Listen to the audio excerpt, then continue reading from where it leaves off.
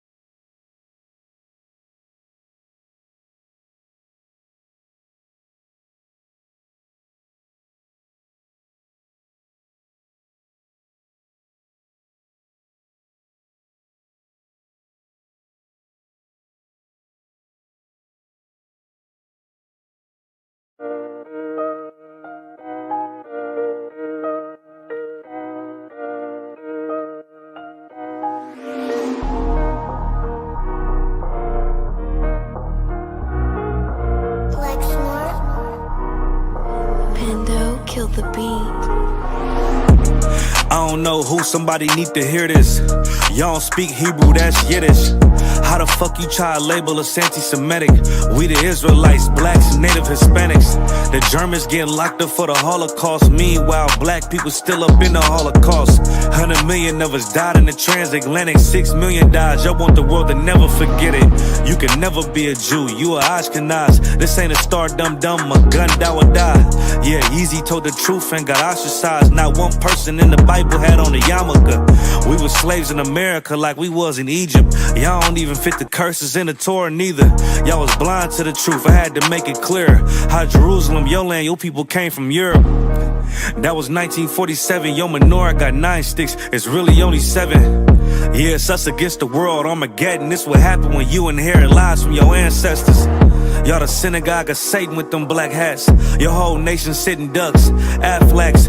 Bunch of thieves and culture vultures, ain't nothing kosher. To tell the truth, you vagabonds don't have a culture. Macedonia, Alexander and Philip, you a convert, so tell me, how the fuck is you Israel? That don't make you the people just cause you live there. Why my people can't hate your people like y'all hate Hitler? All the prophets was black and was called nigga. Y'all don't even fit the description that's in the scriptures. Abraham, all the way down to Jacob, we the real Jews. Y'all don't study Christ, y'all follow the Talmud. Keep it real, yeah, let's keep it real. Cold hard truth, it give you chills. Say y'all Jewish cause y'all ain't really them. About to do them like Hammond, it's the Feast of Purim. UBK undefeated, this an easy win. We was born fighting, y'all the evil twin. Jacob took hold of his heel, then out came his little red bastard and they kosher deals. It's only 12 tribes, y'all trying to make it 13. Esau despised his birthright, the Lord cursed him. He ain't the devil, who is? I'm still searching. Ask your rabbi, why he get them babies herpes? I don't know what's worse, that or you claiming that you a Maccabee. I'm about to cancel, everybody try to cancel ye. I ain't afraid to speak, that's what I do. They riding to the core, I'm just judging them by their fruit. Cause they ain't suffering curses. If I was carnal, I promise I'd punch you in person. I know this an uncomfortable subject. They making millions off our culture and black people suffering from it. Yeah, they don't believe in Christ, they the Antichrist. Make a living off of niggas, they a parasite. I ain't afraid to tell the truth, niggas terrified. I'm about to go DEFCON 4, I ain't satisfied. That is proof, that is absolute proof that they know we are the real Jews. That's absolute proof. Now he got the records. Go find me a white Jew on any archaeology in Egypt anywhere. You will never find a piece of archaeology with white people as slaves in Egypt. So don't tell me that they were slaves and it's their identity, and they know it. And I know the blasphemy of them.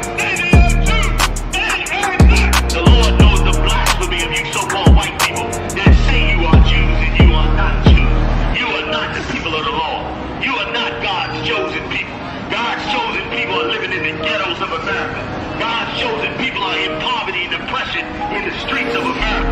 God's chosen people are walking around in America with no identity. That's where God's chosen people are.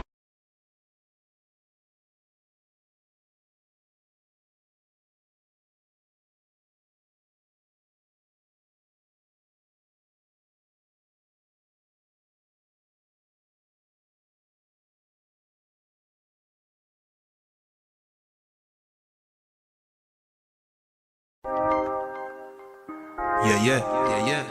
I want West in I place once more, yeah, easy. You wanna know where I come from? You wanna know where I come from? I believe. You wanna know where I come from? I don't want the Middle East, but y'all out the West one get the kid peace. Me step over to pretty Christine. A big broad smile and giggling teeth. Have a brand new 4-5 pretty crisp clean. We deal with the chica press pretty pristine. Them say them bad but we no intrigue. If you this now you top them killing increase. And we no join both sides. One West are the best up in no boy. You put a S on your chest when the chrome pint. Every bone a broke when left lone tripe. Make a force right boy if you know your size. Don't see me up on the street on a force fight. You get ratchet knife in your throat pipe. Man who make your chop flesh like your ghost rise. Give up the ghost, make it boat wife. Y'all shut up, bend over, pan to a pint. Fuck you, make you get wet like a boat ride.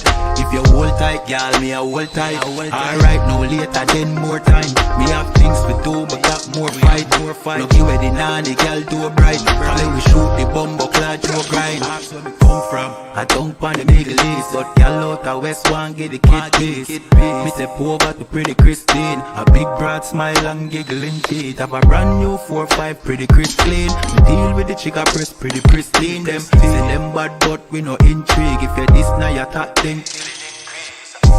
Yeah, them too bad, I just mouth them off, I just slogan. You coulda big and tough like Hulk Hogan. You get your own a bag, you get total.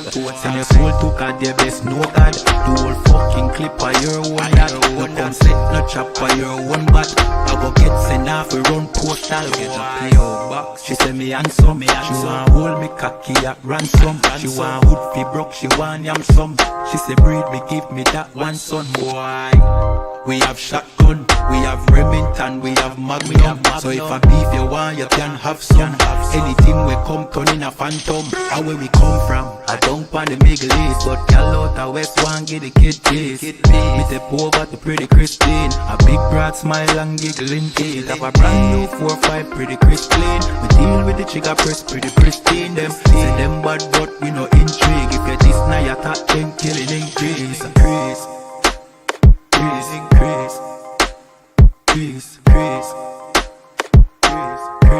You know, yeah, Z. I want what's in I building. You know when we come through, just hide the gal them and hide the liquor.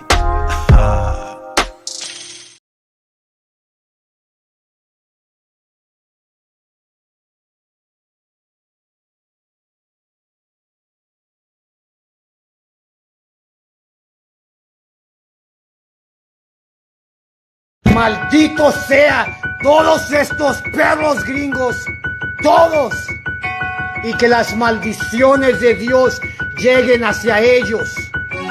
Cuando me activo saco el cuerno de chivo. Todo lo que digo yo lo he vivido, haciendo oraciones entre mis suspiros. Muerte por un gringo es negativo y sigo. Estamos en guerra con estos gabachos, hijos de perra, y espera. Ellos son de Inglaterra, en barcos llegaron a nuestra tierra, se aferran que somos ilegales, que toda nuestra raza son criminales. Corrales es donde nos encierran, sin causa, motivo, nos encierran. Quisieran acabar con nuestra gente, pero aquí estamos hasta el presente, y muerte es lo que está presente. Unida nuestra gente, la raza está más fuerte. La escuela israelita, donde no corremos con edomitas. Todo de la Biblia ellos predican, y a toda nuestra gente se le avisa. Ha llegado lo que esperan, guerra mundial tercera, que todos los gringos se caigan ni mueran. Cobro condenas y ya sacar lo ordena. Con líricas mortales prosigue el asalto. No somos cobardes ni menos cristianos. Crúcense la línea y en corto los castro. Malditos caballos cazan nuestros pasos. Así es, raza, si no los conoce les presento a Satanás, porque todos los putos son de la Ku Klux Klan. Así es, mi gente, póngase trucha. No me ande ellos iconeando quiénes somos nosotros para andar hincando a toda la bola de pendejos.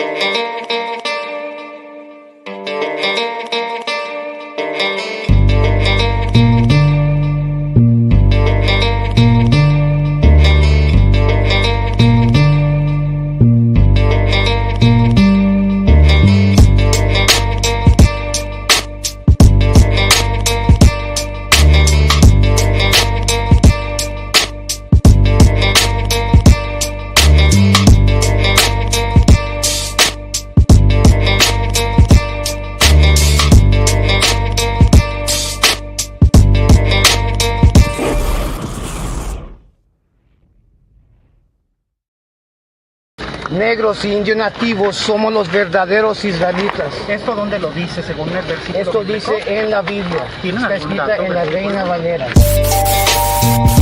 We got to live in this district. The whitey don't come down here, man, and live in the fucked up houses, man. The whitey don't come down here, man, and have all the fucked up fucking no heat in the fucking winter time. You understand?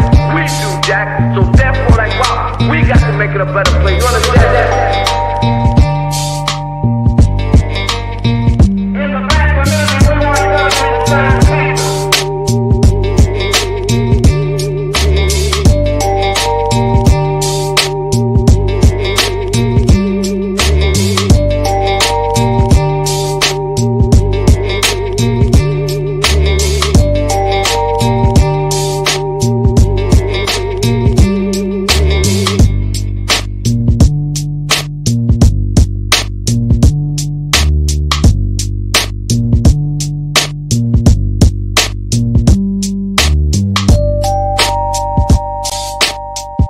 Like they want to make it a racial problem, you know.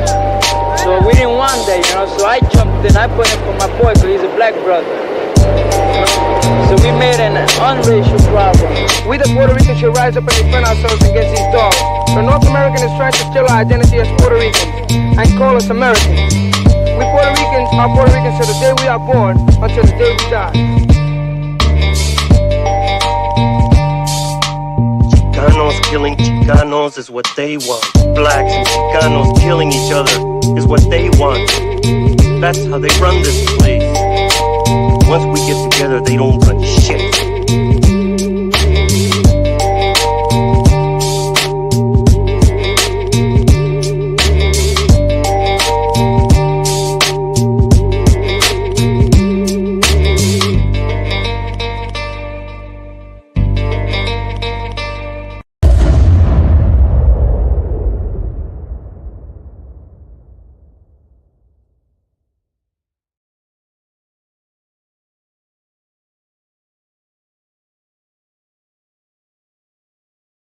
That was good. Shalom, Yashbuk. Can you hear me?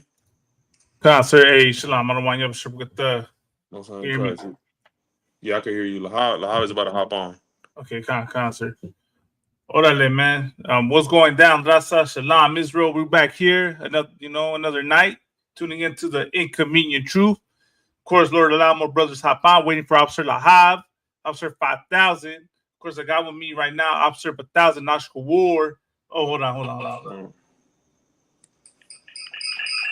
I was gonna have to mute a mic. One of y'all's gonna have to mute mic Salakia. So right here with Officer Lahab, Officer Oscar War, Officer 5000, Officer Lahab, Officer 1000, Oscar War. Orale, carnales. It's good to see y'all, man. right here Saturday night, the Inconvenient Truth, man. Most High in Christ. Lord, allow more brothers hop on. So it's been a night. Well, I won't say a night of terror. It's been a whole year of terror, like for the raza, man. I'm seeing everything on night, like almost every day. You hear about an ICE raid done on our community. Ottawa. Right. Damn right. I mean, I've been seeing all kinds of shit. Every day, some raid somewhere, and then the devil's getting so crafty, right? What they're doing is dirty, man. Absolutely dirty. They're now ICE is waiting at the courthouses for Raza going to their, to their immigration hearings and waiting for them actually in the courthouse. Right. That you got to be a devil to do something like that. You understand? They got their kids dressed up, clothes ironed. They dress nice, clean, trying to make a change in their life, trying to better themselves. And man, that just it is you. I can't even explain with words how evil that is. Malama, do you have the footage of that or that on the video where they're filming them out of the courthouse? Sir, did you put it in the chat? I didn't put that video in the chat. Okay, I'll look for it right now. So of course, what's going on? You got so-called Hispanics that are legal, going to court. Trying to get their paperwork done.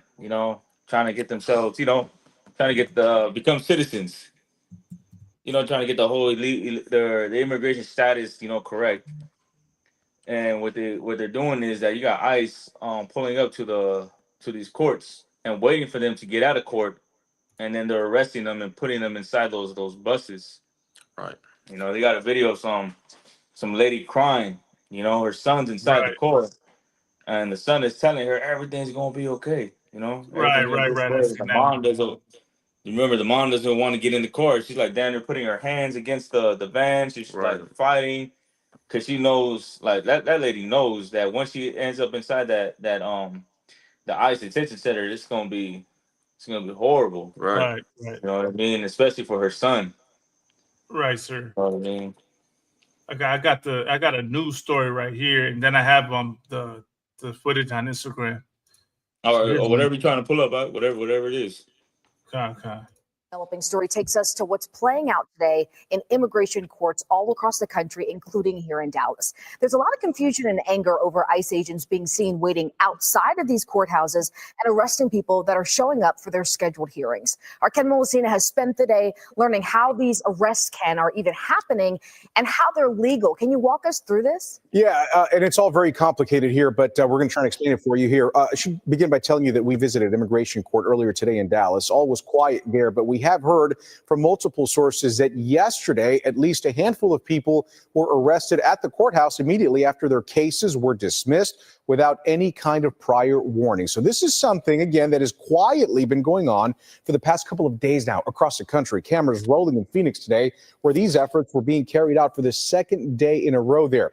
So I spoke to a local immigration attorney by the name of Jaime Vasquez. He explains that the Trump administration is using a loophole in the system whereby they dismiss a person's immigration case and thereby removing their temporary protective status, making them immediately eligible for arrest and deportation once their case is essentially thrown out. Vasquez says this is an effort that the Board of Immigration Appeals recently greenlit under a provision that refers to the arrest and the deporting of who they call arriving aliens. I would not say that is illegal. It is a abuse of the So like you was trying to say something, sir? No, I'm just listening. Okay, due process. It's basically removing due process in this event, because if the person is allowed to enter the United States to fight an immigration case, at least they should be allowed to present their case and make a final determination. It is an erosion of the judicial process and system in this country. Well, we did reach out to the Department of Homeland Security for comment. They sent us a statement saying, in part, quote, most aliens who illegally enter the United States within the past 2 years are subject to expedited removals. Biden ignored this legal fact and chose to release millions of illegal aliens, including violent criminals, into the country with a notice to appear before an immigration judge.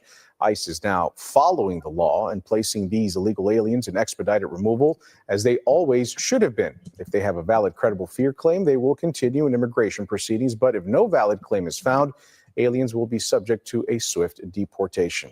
Yeah, a lot to take in, a lot of questions. Ken, I know you cover the border for us from all angles. You've been in immigration court several times before. Do we know anything specifically here about how far these particular people had gotten in the process? Not very far. Our sources are telling us that this is happening to people who were showing up like they were supposed to at what is known as a master calendar hearing. Essentially, Nicole, this is a check-in appearance. This is not where any decision is made. And I want to ask about the judges, because like you said, this is playing out in a courtroom. The judges are dismissing these cases, or the prosecution is dropping the cases and the judges are giving the okay. How are they giving these orders? So we don't know that for sure. We understand that perhaps it's coming through ICE itself. What we do know is that immigration judges are not the same as federal judges, for example. Immigration judges are salaried employees who are appointed and are part of the executive branch. They are considered to be administrative judges who take direction ultimately from the White House, Nicole. An important distinction. Ken Molestina, thank you so much. An important story today.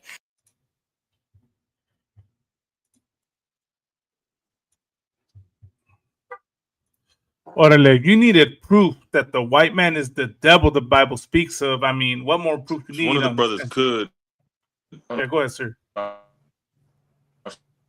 Shoot, Rocky Island. Hey, shalom, Yabasha, Hey, shalom. Orale. And then we got in the chat, we got Officer 5000 Madabar. Hey, shalom, sir. Yabasha. Oh, orale, we got him we got him here with us. Hey, shalom, Yabasha. Hey, Yabasha with us, sir. So like y'all, sir, like we can't hear you.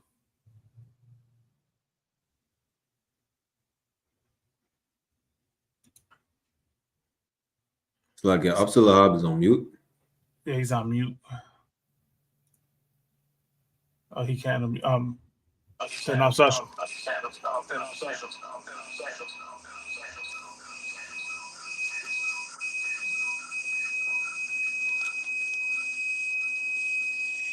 Salakia, yeah. I think when the brother's speaking, everyone else has to be on mute. I just want to say something, if I could, about what we just saw. I just want to say this, man. If you are a Latino, Mexican, Hispanic, this is proof. If you did not believe it before, that you are the biblical Israelites in the Bible. The Lord is making it clear as crystal, showing you who you truly are.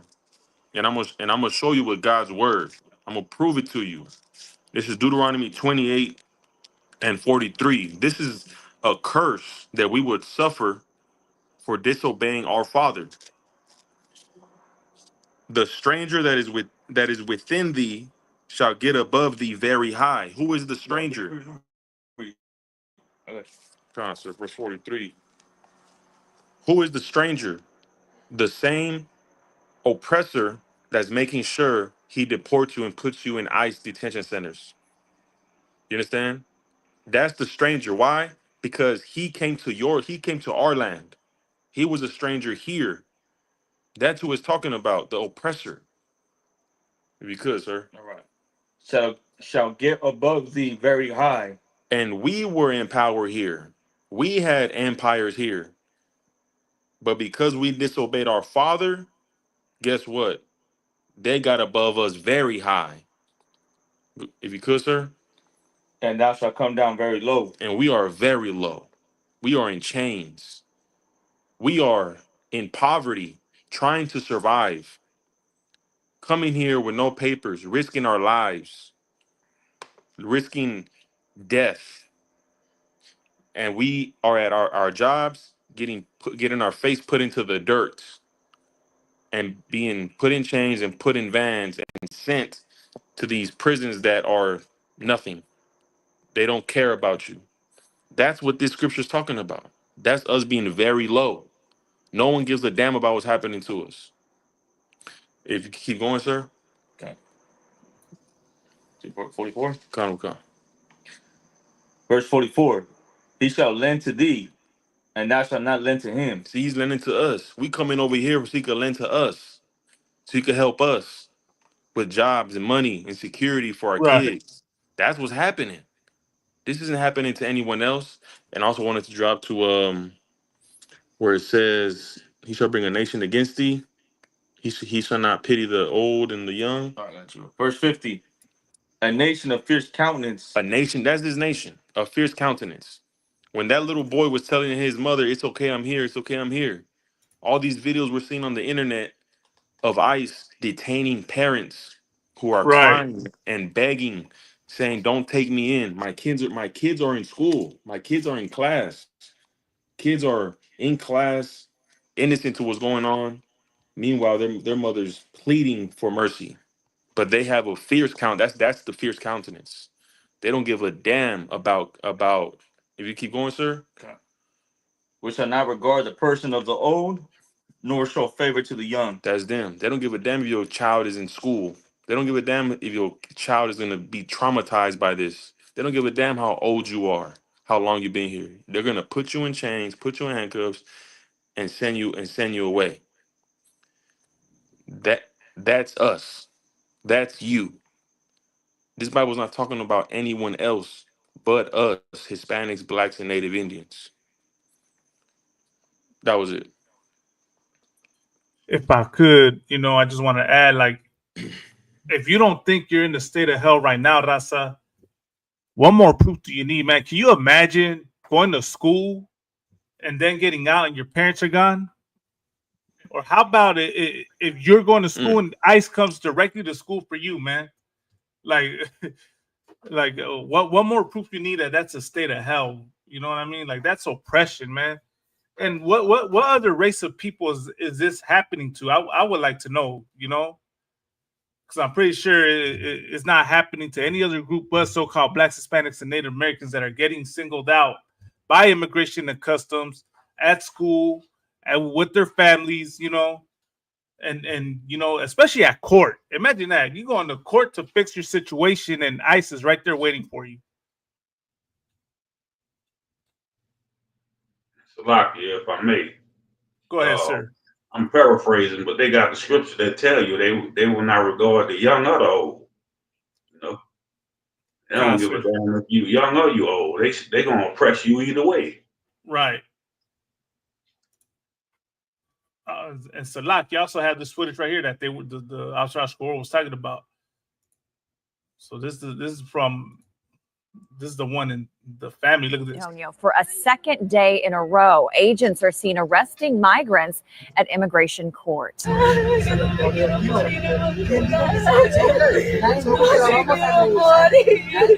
Crying out, "I don't want to die in Honduras," an emotional mother taken by ICE agents at immigration court Thursday. Another mother also placed in the same van. Her husband says she has no prior criminal history. Mis hijas esperándolos en la casa. 6 niñas tengo, dependen de nosotros. But like most arrested, she had just had her case dismissed by a judge. Agents in the lobby of the immigration court waiting for migrants. One agent even holding what appears to be a list with pictures. Shortly after you...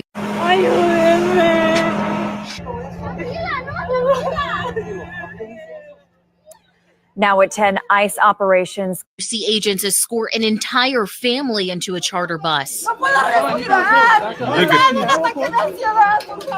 vengan porque se los van a llevar a todos. These arrests are evoking fear among people who have upcoming hearings. One attorney who's representing a man from Central Africa says the option for migrants to appear virtually for hearings appears to be gone. Her client also had his case dismissed. I feel like we portraying people who is here with credible fears. Just knowing his story, I feel like I let him down.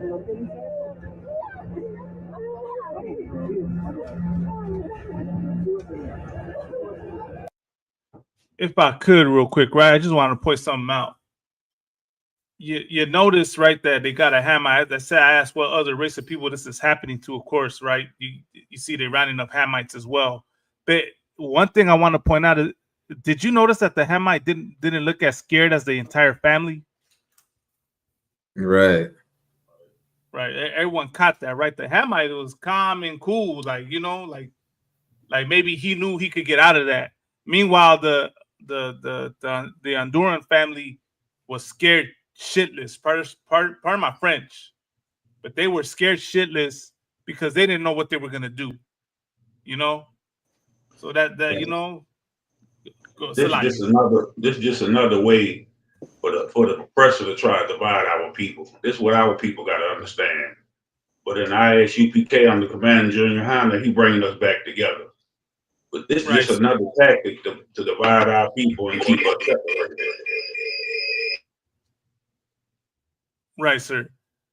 And because this whole situation, you're absolutely right, because this whole situation has turned communities against one another. You know, in our community, right, with the so-called Latinos, you got you know, Latinos, the what do you call it? The Latinos for Trump, and then you got people that you know are not for Trump against one another, and the Latinos for Trump like have been real quiet lately.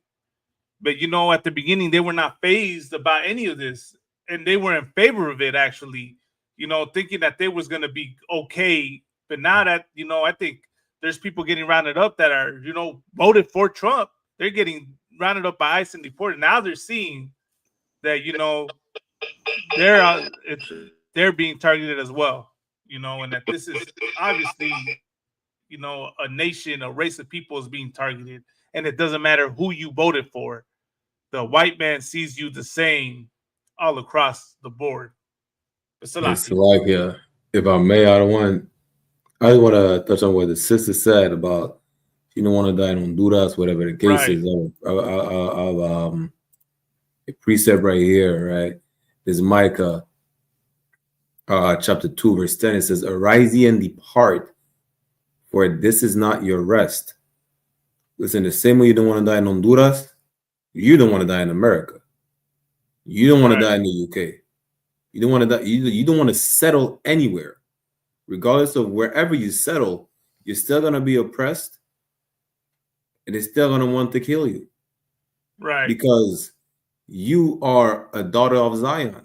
You are the people where it says, God together, a nation not desired. You are that nation not desired. Wherever we go, listen, I was speaking to one of my brethren a couple of years ago about, you know, World War III, whatever the case is. He's from Peru. He's like, yo, World War III comes down to Canada, the US. I'm fleeing to Peru. I'm going back to Piura. I'm like, the war is going to Piura. The war is going to Machu Picchu. This is inevitable. This is what we need to understand.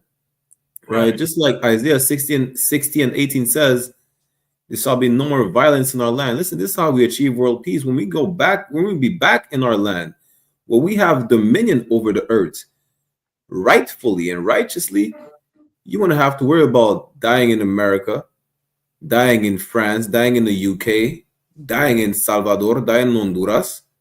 You won't have to worry about that. Right. First and foremost, you need to come back to our culture. We need to gather together, O nation not desired, like Zephaniah 21 says. Damn right. That's what we need to do. You understand? Regardless of where we are, it is not our rest. There is not one place we will be able to be at peace ever until the kingdom comes. It's like, if I could just finish the verse. Go right ahead.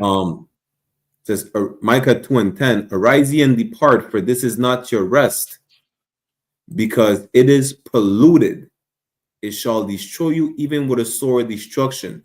Even though we think living in America, France, UK, Canada, it might, we're not gonna lie, it is better than the place of where we were held captives as far as what they deem as a third world country. Right. We might have better opportunities, but we're still oppressed. We're still niggas and spics wherever we are. Right. And that ain't gonna change until Christ comes back. Salakia. No sweat out that you're not, you know what I mean? What you're bringing out is heavy, because you know what that sister said, right? She said she didn't want to die in Honduras. Then you got idiots that'll say, oh, you should, you know, why do you come over here to America if it's so bad over here? Blah, blah, blah, blah, right? Not realizing what we had to escape, what our parents had to escape. And then to know that the reason why that situation exists in the first place is because of America. America, Right. you know, all the, you know, the cartels, the what is it, the counter terrorist groups, all that, the military coups, whatever you want to, you know what I mean, whatever you want to call it. Like the regions, the countries are destabilized because of the United States, and that's what's not talked about. You know, that's Lama.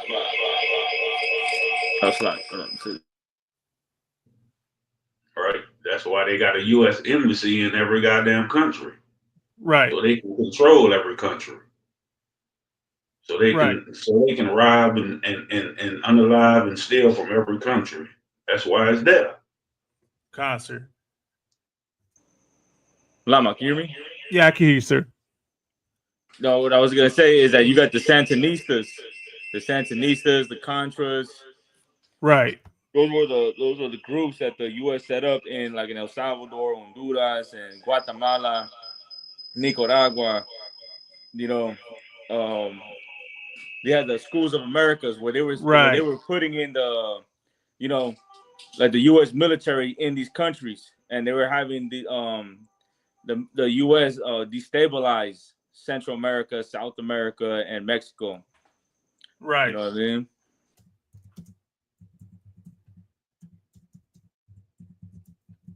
I'm gonna try and look something up. I don't want to, because people are gonna think that we just making this up, right? Let me see if there's anything I could find. You know, like Jeremiah Hyman says, use the Google machine. Look at this real quick. I mean, I'm gonna show. Man, these are all long videos. Let me just find something really short. Oh, look at this right here.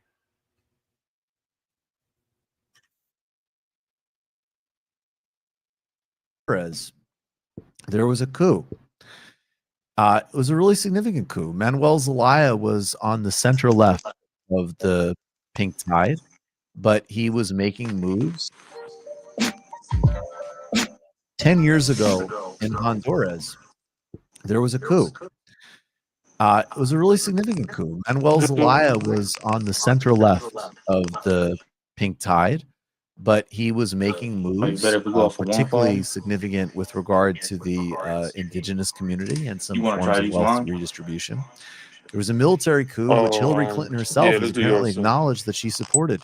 The coup regime hired Lonnie Davis, So real quick, just I came across this video on YouTube, you know, and this is talking about a military coup in Honduras, Barack Yala and Nasser Madabar. It's like I sort of have, I know y'all trying to get that situation situated over there, but already, right? You heard the sister say she don't want to go back to Honduras to die, and now I'm playing this right here. This is what I just found, and they're talking about a military coup that happened in Honduras 10 years ago that was targeting indigenous communities, that the United States backed, that Hillary Clinton herself backed. Okay, we got Kamada on the orale, hey, orale, Shalom, Kamada, Yab Shabakta. Hey, Shalom, Marawanyam, and Akim, Yashbakta.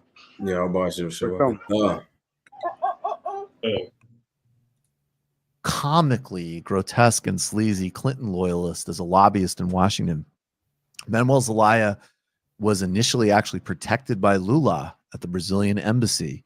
And we can see now that this coup was the beginning of this much broader U.S. pushback, We saw judicial coups in Paraguay and Brazil. We've seen a rise of far-right candidates in Chile, Argentina, and obviously Brazil. And of course, the incessant efforts at coup-mongering in Venezuela. And again, well, in Nicaragua as well as Venezuela, there's a huge amount of criticism to be had for the Ortega government and its turn, which we have to have because we have to be real about the situations of all these places. There's clearly ongoing U.S. interference as well there, and even an attempt, of course, rollback of the diplomatic breakthrough with Cuba. This is an interview that Manuel Zelaya conducted with the Gray Zone Project, and this is quite important because he's leading some activist efforts from his party, which is still allowed to operate in this coup environment, to mark the 10-year coup, call for a return to democracy, and he points specifically to the U.S. role. This is in Spanish, so you'll have to watch this. I'll give a rough summary, but we'll watch a bit of this interview from the Gray Zone Project. Eso ha sido un sacrificio para el pueblo hondureño, porque el lado que tomó el poder, the side that took power had the support of the United States. El apoyo de Estados Unidos. This is what he's saying in terms of the coup. Estados Unidos es el mayor The U.S. is beneficiado a major beneficiary del of the golpe de coup. Estado.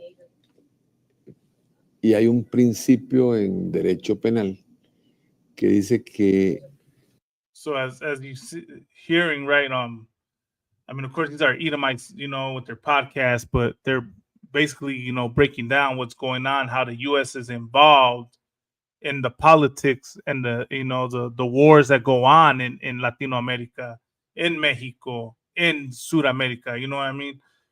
They're involved in military coups, and what he was saying right now, let me run it back. He was saying how they're involved and how the United States benefit from destabilizing the regions with military coups, right? From putting war in these countries, because that's what a coup is, right? A military coup is a war, a war fought in these foreign countries, as they say.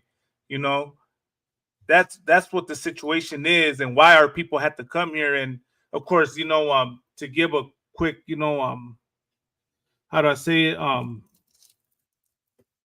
Like my best explanation of what goes on is they go destabilize the home country, then they got to push the raza and our gente to come over here.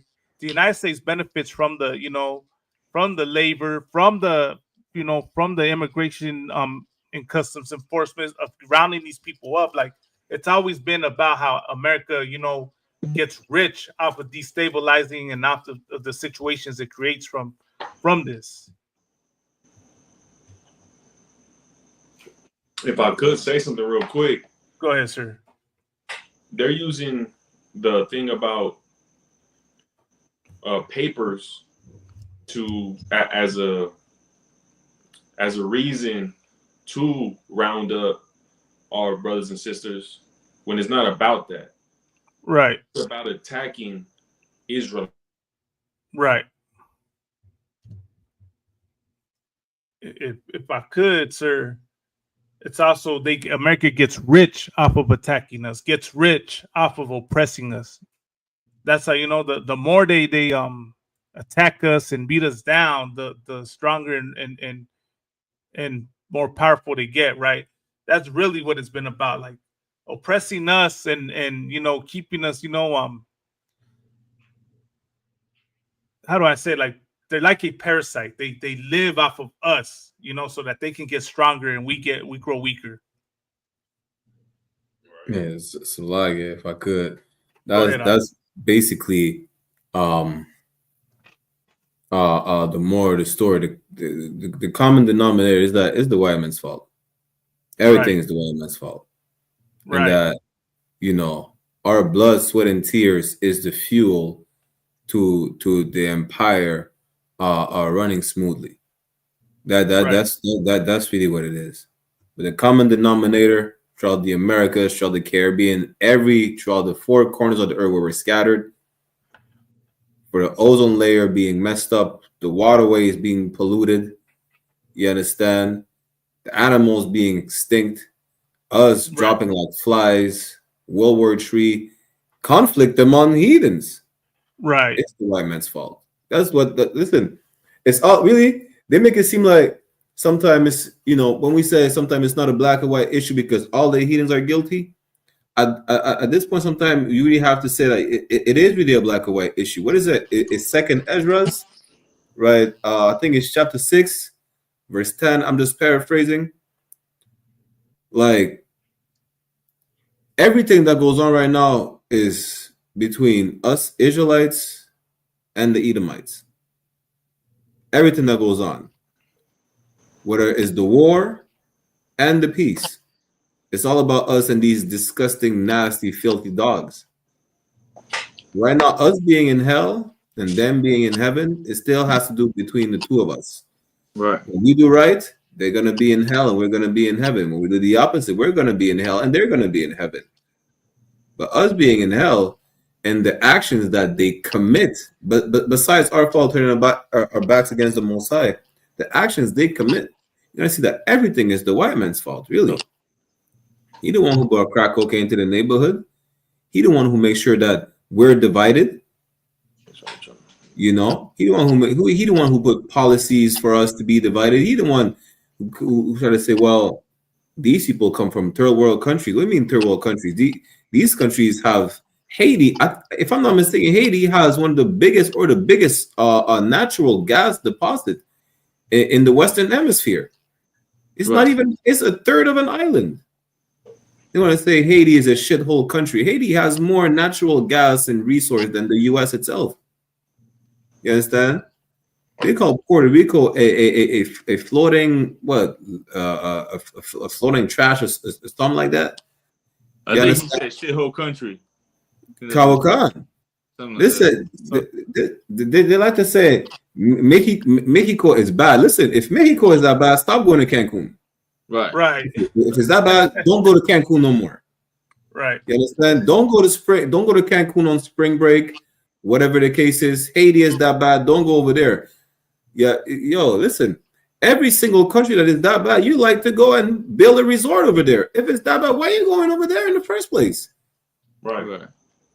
Hey, You understand? Kawakan, still out they're here. not even going over there. They're living out there. Good night. You know Right. what? Hey, Rakyala, and you know why they're living out there? Because this country is a shithole country. Right. Damn They right. know that Right. everything over here expensive. You know, housing, rent, all that shit getting expensive. Food prices, gas, everything is expensive. So where do they go? Haiti, Mexico, Central America. There's a lot of devils moving out there right now. And what's Right. crazy is that that what they did over here is what they're doing over there, which is gentrifying. You know, they're moving into like the Efe, right there in Mexico, the capital of Mexico. You got a lot of devils moving to the Efe. And they're over there taking all the coffee shops, you know, all their shops, and they don't want you playing loud music over there. You know what I Good. mean? Salaga, sir, if I may. And Slovakia too. Meanwhile, they what their favorite thing is? They tell Negroes go back to Africa, but you sending white South Africans over here. Right. Right. Right. Talk about ironic. Hey, And if I it's- could, Donald Trump, he brought white people from Africa to the U.S., immigrants, Right. U.S. citizens, because he lied and said that they were suffering in Africa when that's a total lie. Right. I don't know if you have the video, but there was an interview done with the white man who I believe is from Africa. He said that Africa to the white man is like the land of milk and honey. They out there living life. nice. But he's not going to do it for who? He's not going to do it for God's people. He's not going to do it for Latinos. He's not going to save us. But he's going to save white people and bring them to America who are also illegal U.S. citizens. Right. Right. That's called racism. That's called oppression. And the craziest part is all these devils over here are illegal immigrants. They the aliens. So where they paperwork at? Exactly. Why they ain't getting shipped back to Europe, England? Why are they not getting shipped to goddamn El Salvador prison? I don't want. You know what I'm saying? Exactly. Send their ass to.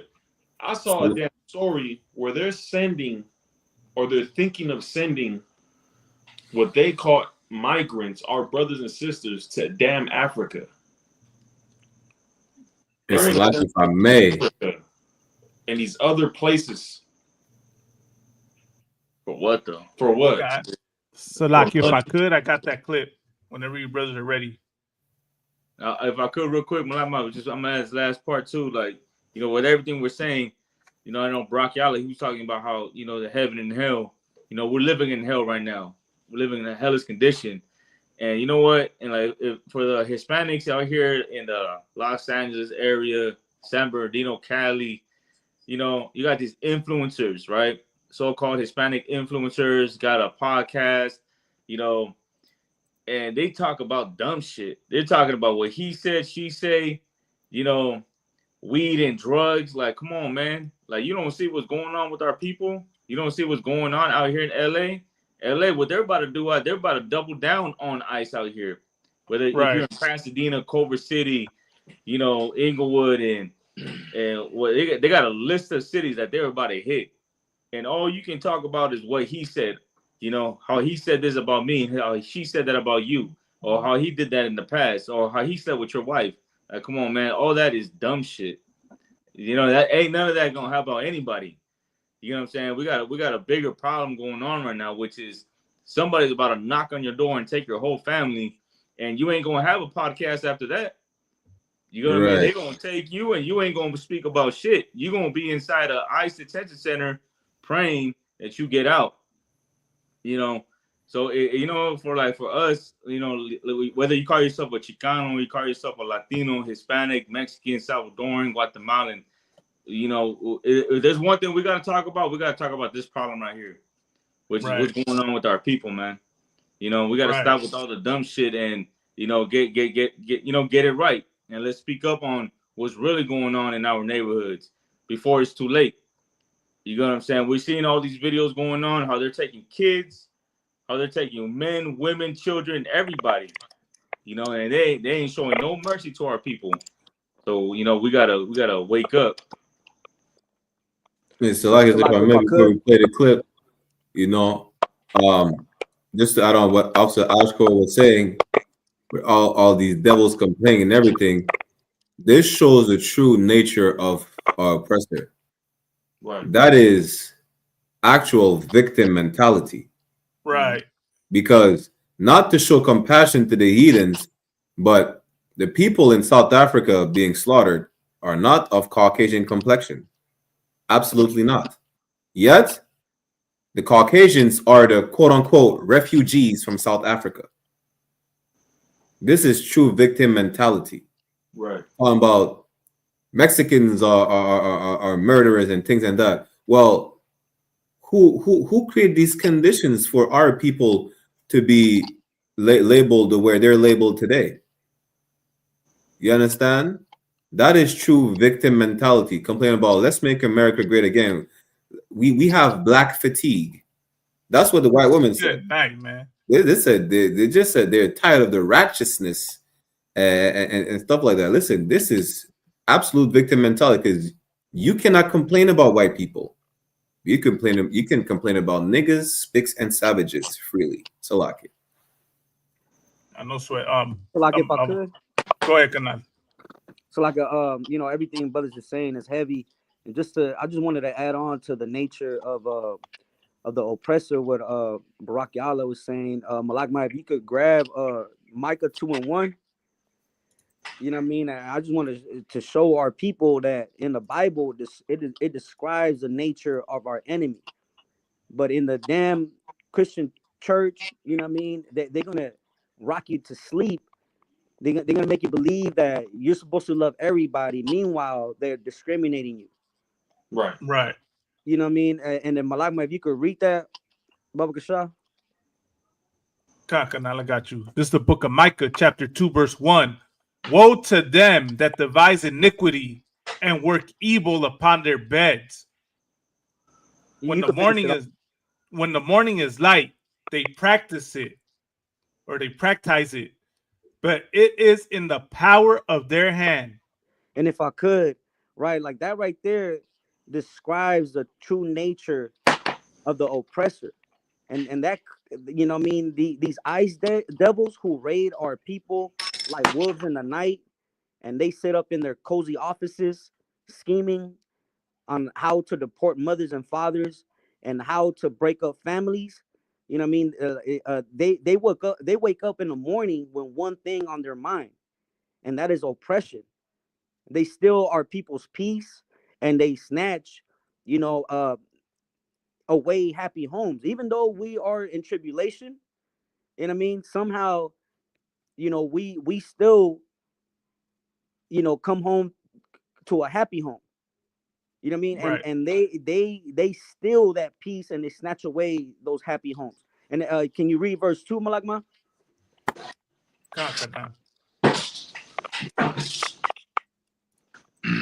Verse 2. And they covet fields and take them by violence, and houses and take them away. So they oppress a man and his house, giving a man and his heritage. You hear me? Like that right there, they covet fields, homes, and even children like they own them. You know what I mean? And this scripture right here, these scriptures, they expose the heart of the oppressor. You know what I mean? ISIS mission to rob, to, you know, to separate, to crush the spirit of our people. But the Most High, you know what I mean? The Most High sees it all. And in the ISUPK, we know that the Lord is against these damn devils who prey on the poor. And we're never going to forget what they've done. Separating mothers from their babies, deporting fathers while their children cry in the schoolyards. You know what I mean? Like the words that are coming out of the Bible are a hammer. You know what I mean? And these oppressors will face judgment. Right. You know what I mean? The Most High is watching, and he will tear down their system just like he tore down the kingdom of old.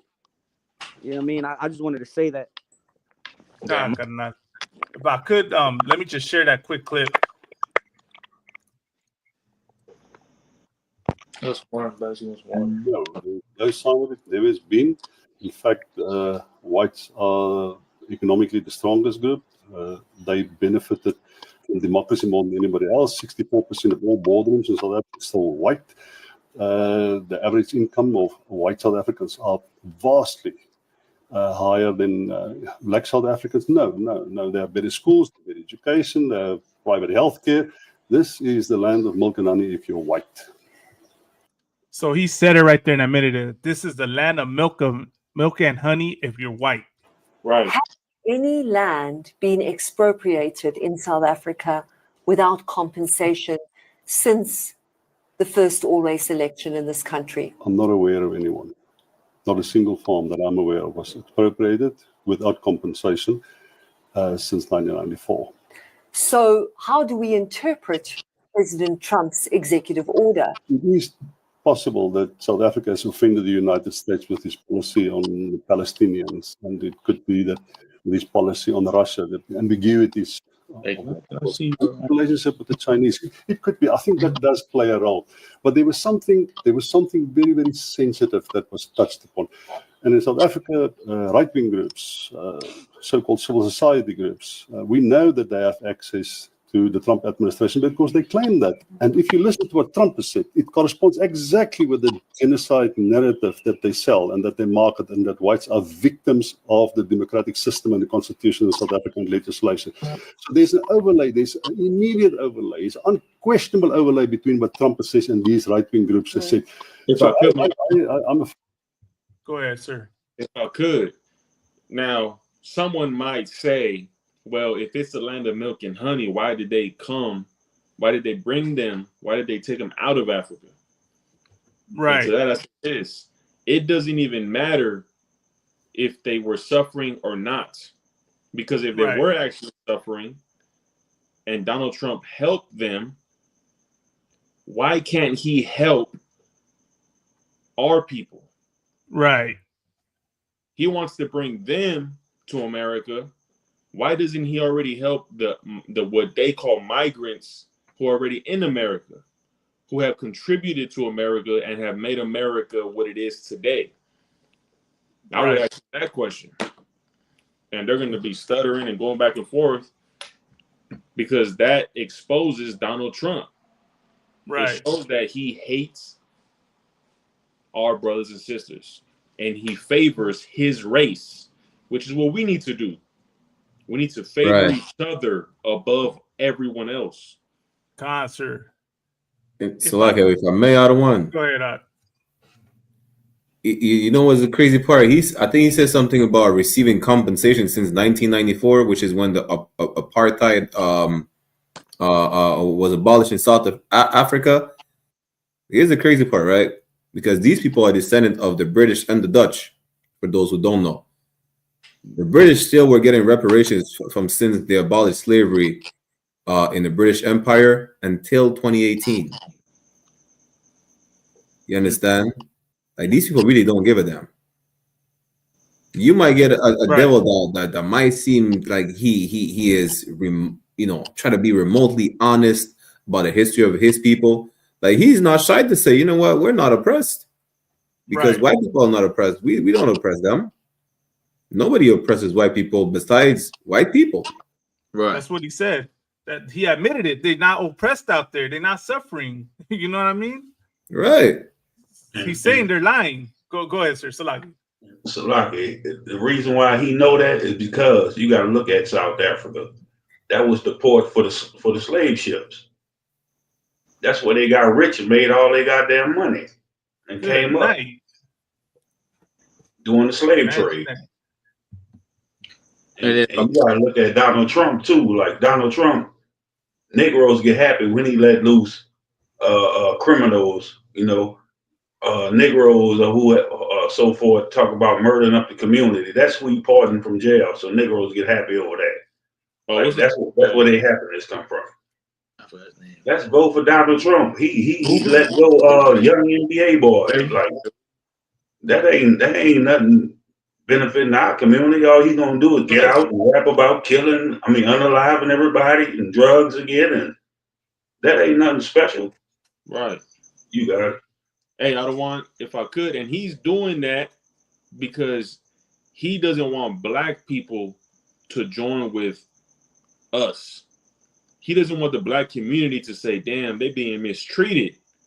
Look how they treating our brothers, man, the Latinos. So he does that so they can be like, man, Trump is with us. Mm-hmm. Man, we with Trump, man. You know what? He's helping us, man. You know what, you Latinos, y'all do need to get y'all papers, man. Y'all don't see what Trump is doing? But it ain't gonna work. It ain't gonna work because we getting closer to the end. See, the white man thinks he can manipulate as long as he wants, but his time is running out. Right. I'm not gonna do that because trust me, brothers know. Brothers in the world, I didn't see the comments. I didn't see a X comment on what used to be called Twitter, and brothers are on there saying we ain't gonna fall for that stuff like that. Why? Because we waking up, man. Right. Like the brother brought out earlier on his radio show. The word smooth as butter. You know what I'm saying? Right. And that's what our people love, smooth words. I mean, you get every day in the Christian church. You get every day when you're sitting down there listening to the oppressor telling you a whole bunch of goddamn lies. Like, he hate to see our people coming together. He hate that so-called black and brown unity. He hate that. And whatever they do, they gonna try to separate it. But we can't be separated. There's truth out here. We spread this truth everywhere, all across the goddamn earth. Right. I was gonna say too that whole thing, what he did with the South Africans, bringing them over here, talking about that they're going through genocide. That's like a slap in the face to everybody over here that's Hispanic. Like, we're looking at them like genocide, oppression. Like, oh, what the fuck are y'all going through out there, And then you even got white folks saying like, hey, it's not even like, I don't know what he's talking about. That genocide, that oppression that they said that we're going through is not even real.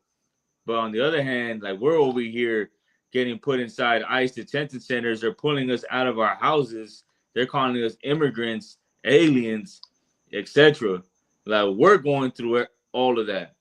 And Donald Trump brought, what, like 50, 70 of them over here? I don't know the number, but he brought a couple of them over here talking about, yeah, see, these people are going through oppression. And it's just like, it's a slap in the face to us. Right. And they never admit that they the real fucking aliens. Y'all the real goddamn immigrants and aliens. Y'all the invaders. the thieves, the robbers, the unalivers, the grapers, all that. Y'all the one that cause destruction everywhere y'all go. Right. Y'all the one cause extinction. Like y'all the hatred that's on the earth. Slide if I could, we got Awarium. Shalom, Hey, Shalom, yeah, Salak, I just wanted to jump in real quick. I mean, everything y'all dropping is so heavy. Go ahead, you got it. I think he froze out of one. Yesterday. There you go. Well, not yesterday. Got me? There you good. You good. Yeah, we had an incident. It actually happened on Friday.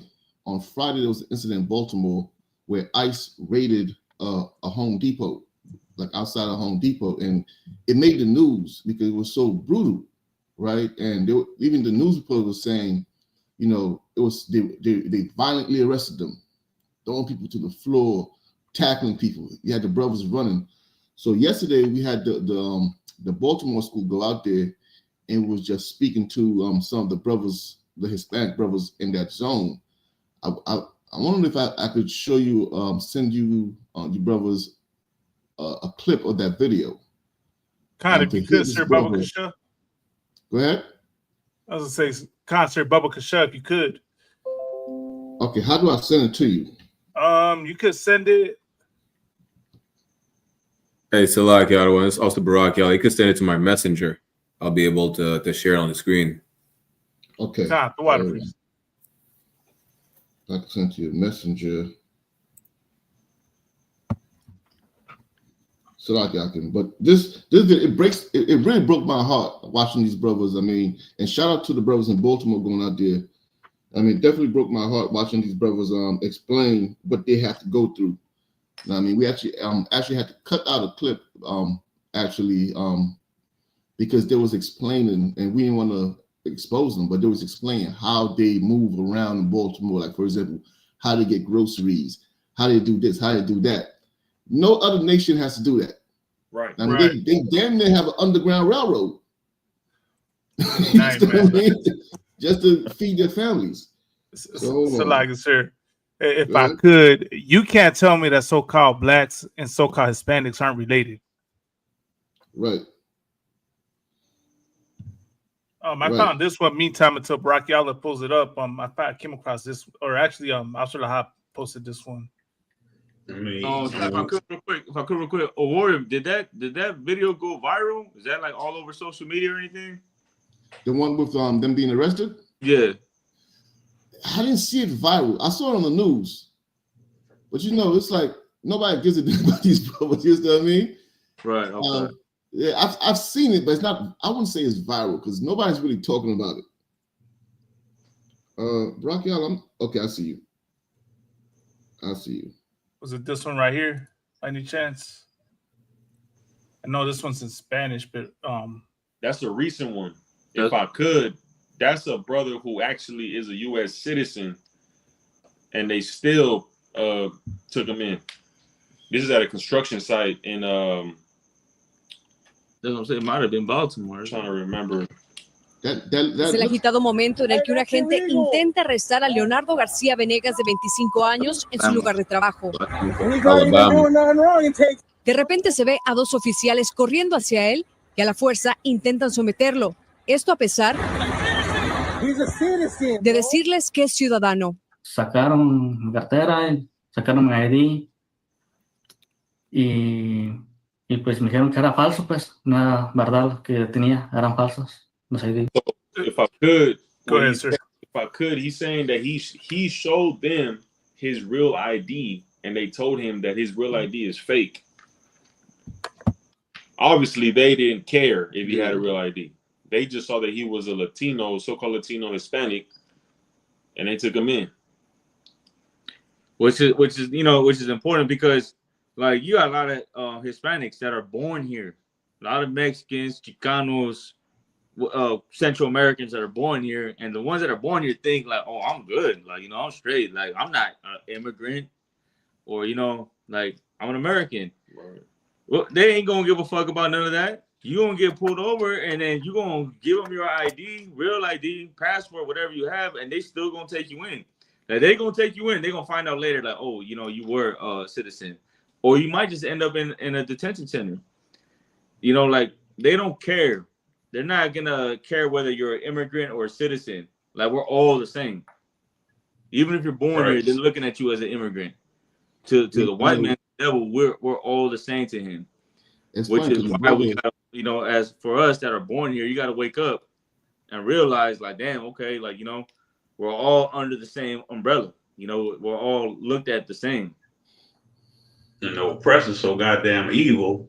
They hate our people, but they love Taco Tuesday. Right. They love going to Popeyes. You know what I'm saying? They love KFC. They love every time you look up, there's a line around a goddamn chicken restaurant, Mexican restaurant, but they hate our people. Like, hey, they love Chipotle. Exactly. They ain't Chipotle. Getting in bowls and burritos after the gym. It's funny because if I could, it's funny because the brother breaks down exactly what you was talking about in terms of the ID. I mean, he broke down everything just as you said. He said they don't care about if you're a resident or not. I sent it. Okay, I see on the screen now because of the size of the video, the messenger did trim it. So I'll be interested to see how far it goes into it. But you got it. Okay, sir. The ICE coming, and they're not investigating if you have paper or not. They come and arrest you, and even if you resident, even if you have your paper, they arrest you like criminal people. You know, that's not. They're not supposed to. But they, right there. Stop if you could stop it for a sec, Brock. He just said it right now, just like he was saying. He said they don't care if you're a resident, if you have papers. They don't care about none of that. They just snatch you up. I mean, they arrest you whether you have papers or not. He's saying that's not right. Right. Go ahead. And, right.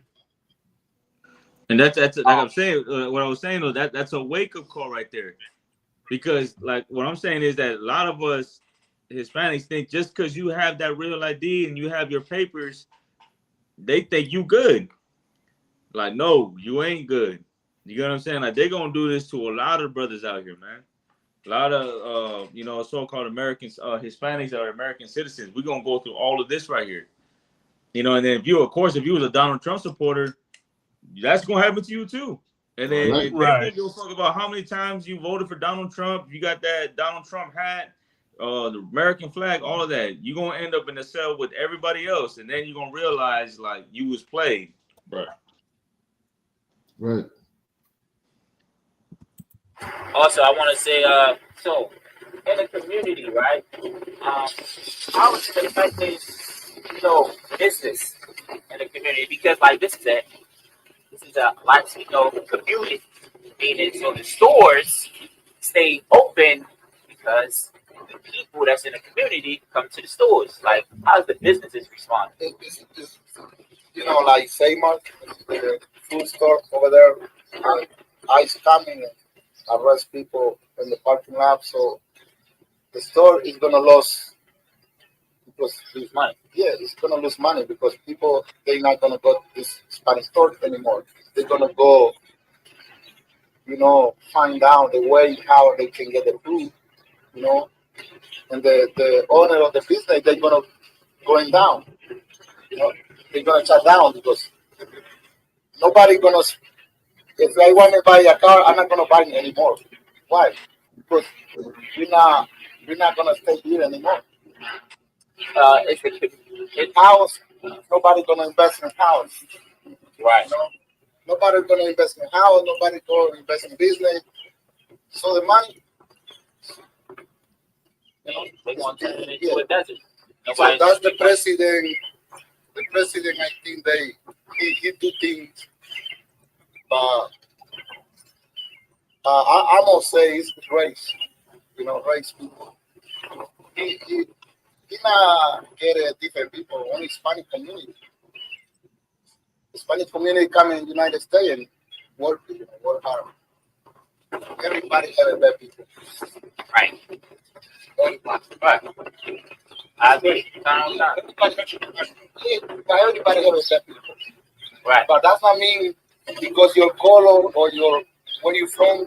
That's not mean they can come in and arrest you because your color. One of we got a. If I could, the brother, he's making a solid point. You understand what I mean? He's saying we're just like everybody else. There's good people and bad people in every community, but they're targeting them. I mean, so a lot of people say, well, when we say the white man is the devil, they say, well, you can't put everybody in the same basket. The Hispanics are the same in the same basket.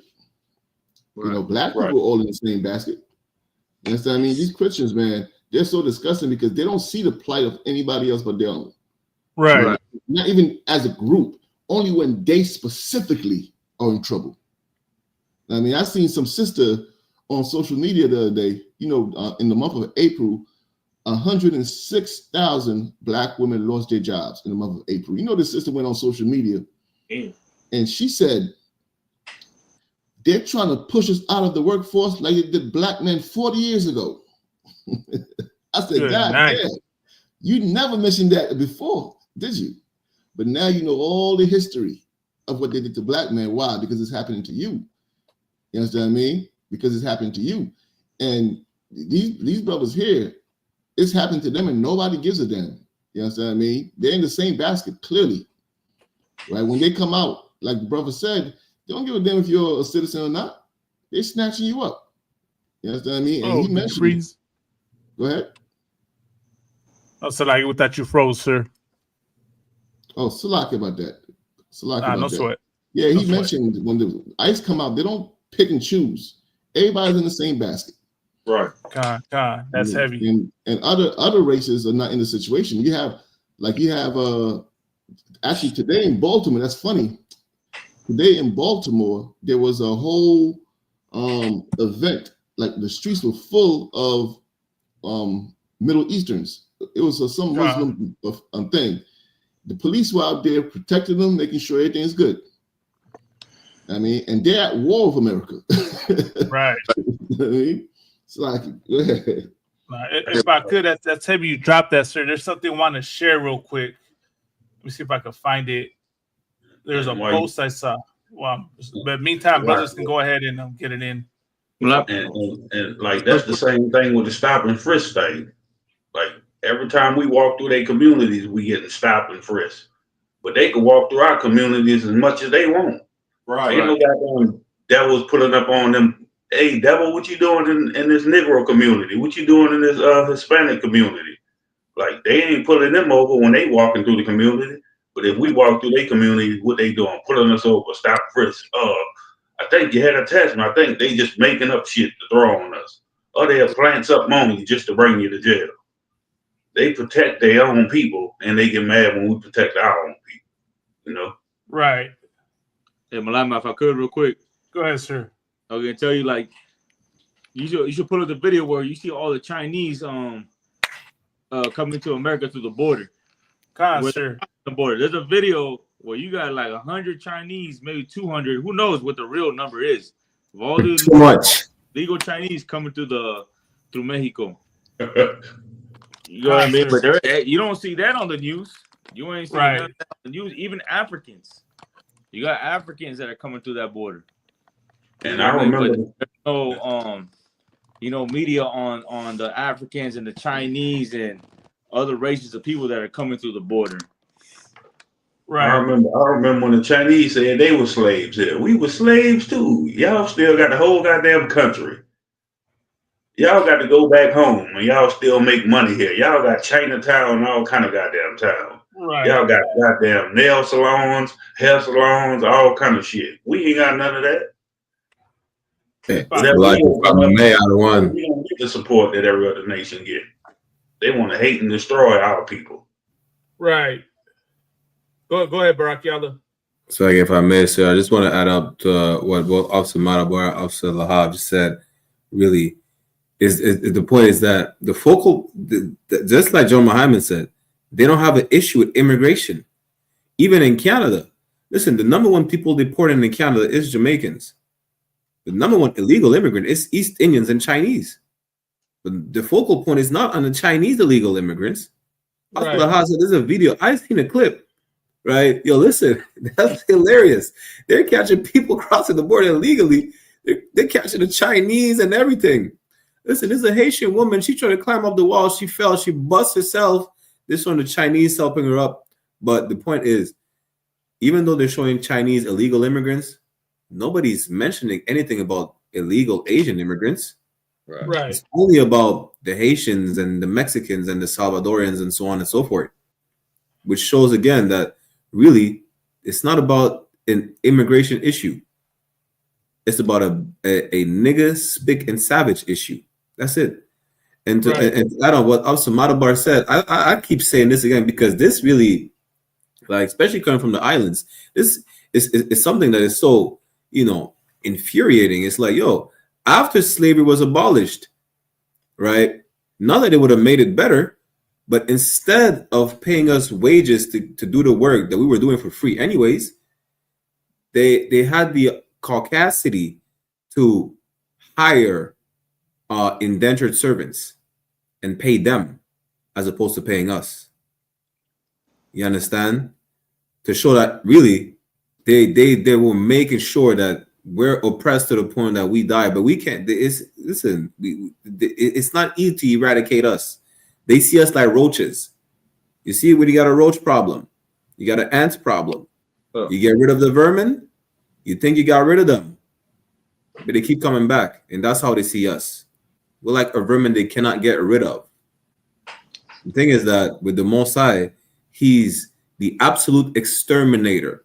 He will get rid of the absolute vermin on the face of the earth, which is the goddamn devil the Bible speaks of, our oppressor, who is the Caucasian. Right. If I could, I want y'all to see this part, right? On that same video I sent you, Barack Yala. Go to the 3 minute and 35-second mark. This brother breaks down what's like. The brother asks him, is there anybody trying to help you, right? This brother breaks something down that shows you how evil this empire is. He said, what he said, I'm gonna let him speak on it. But what he said pissed me off so much. Right, watch this. I also want to ask you, what's going on, man? I also want to ask you, how is the community? Is this bringing? Have you seen help from any other, like? No, we don't see nothing. Only if you, let's say somebody going from here working for somebody, what they do, the president, what they do is make people race. Because if you come here looking for work, you go work, then the other people don't want to pay, because if you say, hey, you gotta pay me, they say, I call ICE. If you don't have no pay, stop it right there. He said the president has made America so racist that when they go into a job for somebody and expect to get paid, the person says, hey, I'll call ICE. Imagine that. Damn. Hey, let me tell you, hey, Warrior. Go ahead. And I'll put money on this too. I'll put money on it. I bet you the cats are saying that. A lot of them are Hispanic that are saying that. I wouldn't be surprised. You know what I'm saying? Be surprised. Like, a lot of our people out of Hispanic, man, we're like the biggest traders. Like, my opinion, I think we're the biggest traders out of all the 12 tribes. But that's just my opinion. But I wouldn't be surprised if they were Hispanic. If it was another Mexican, like, he probably working at a Hispanic house, and he telling him, like, you know what, I'm gonna call ICE. If you know what I mean, I'm not gonna pay you, but I am gonna call ICE. Right. That's the spirit that we have. We probably picked up that spirit being here so damn long. We damn near became one of we became like the oppressor. Well, what's funny, Officer Lahab, what's funny? That's the same thing I was saying earlier about the sister.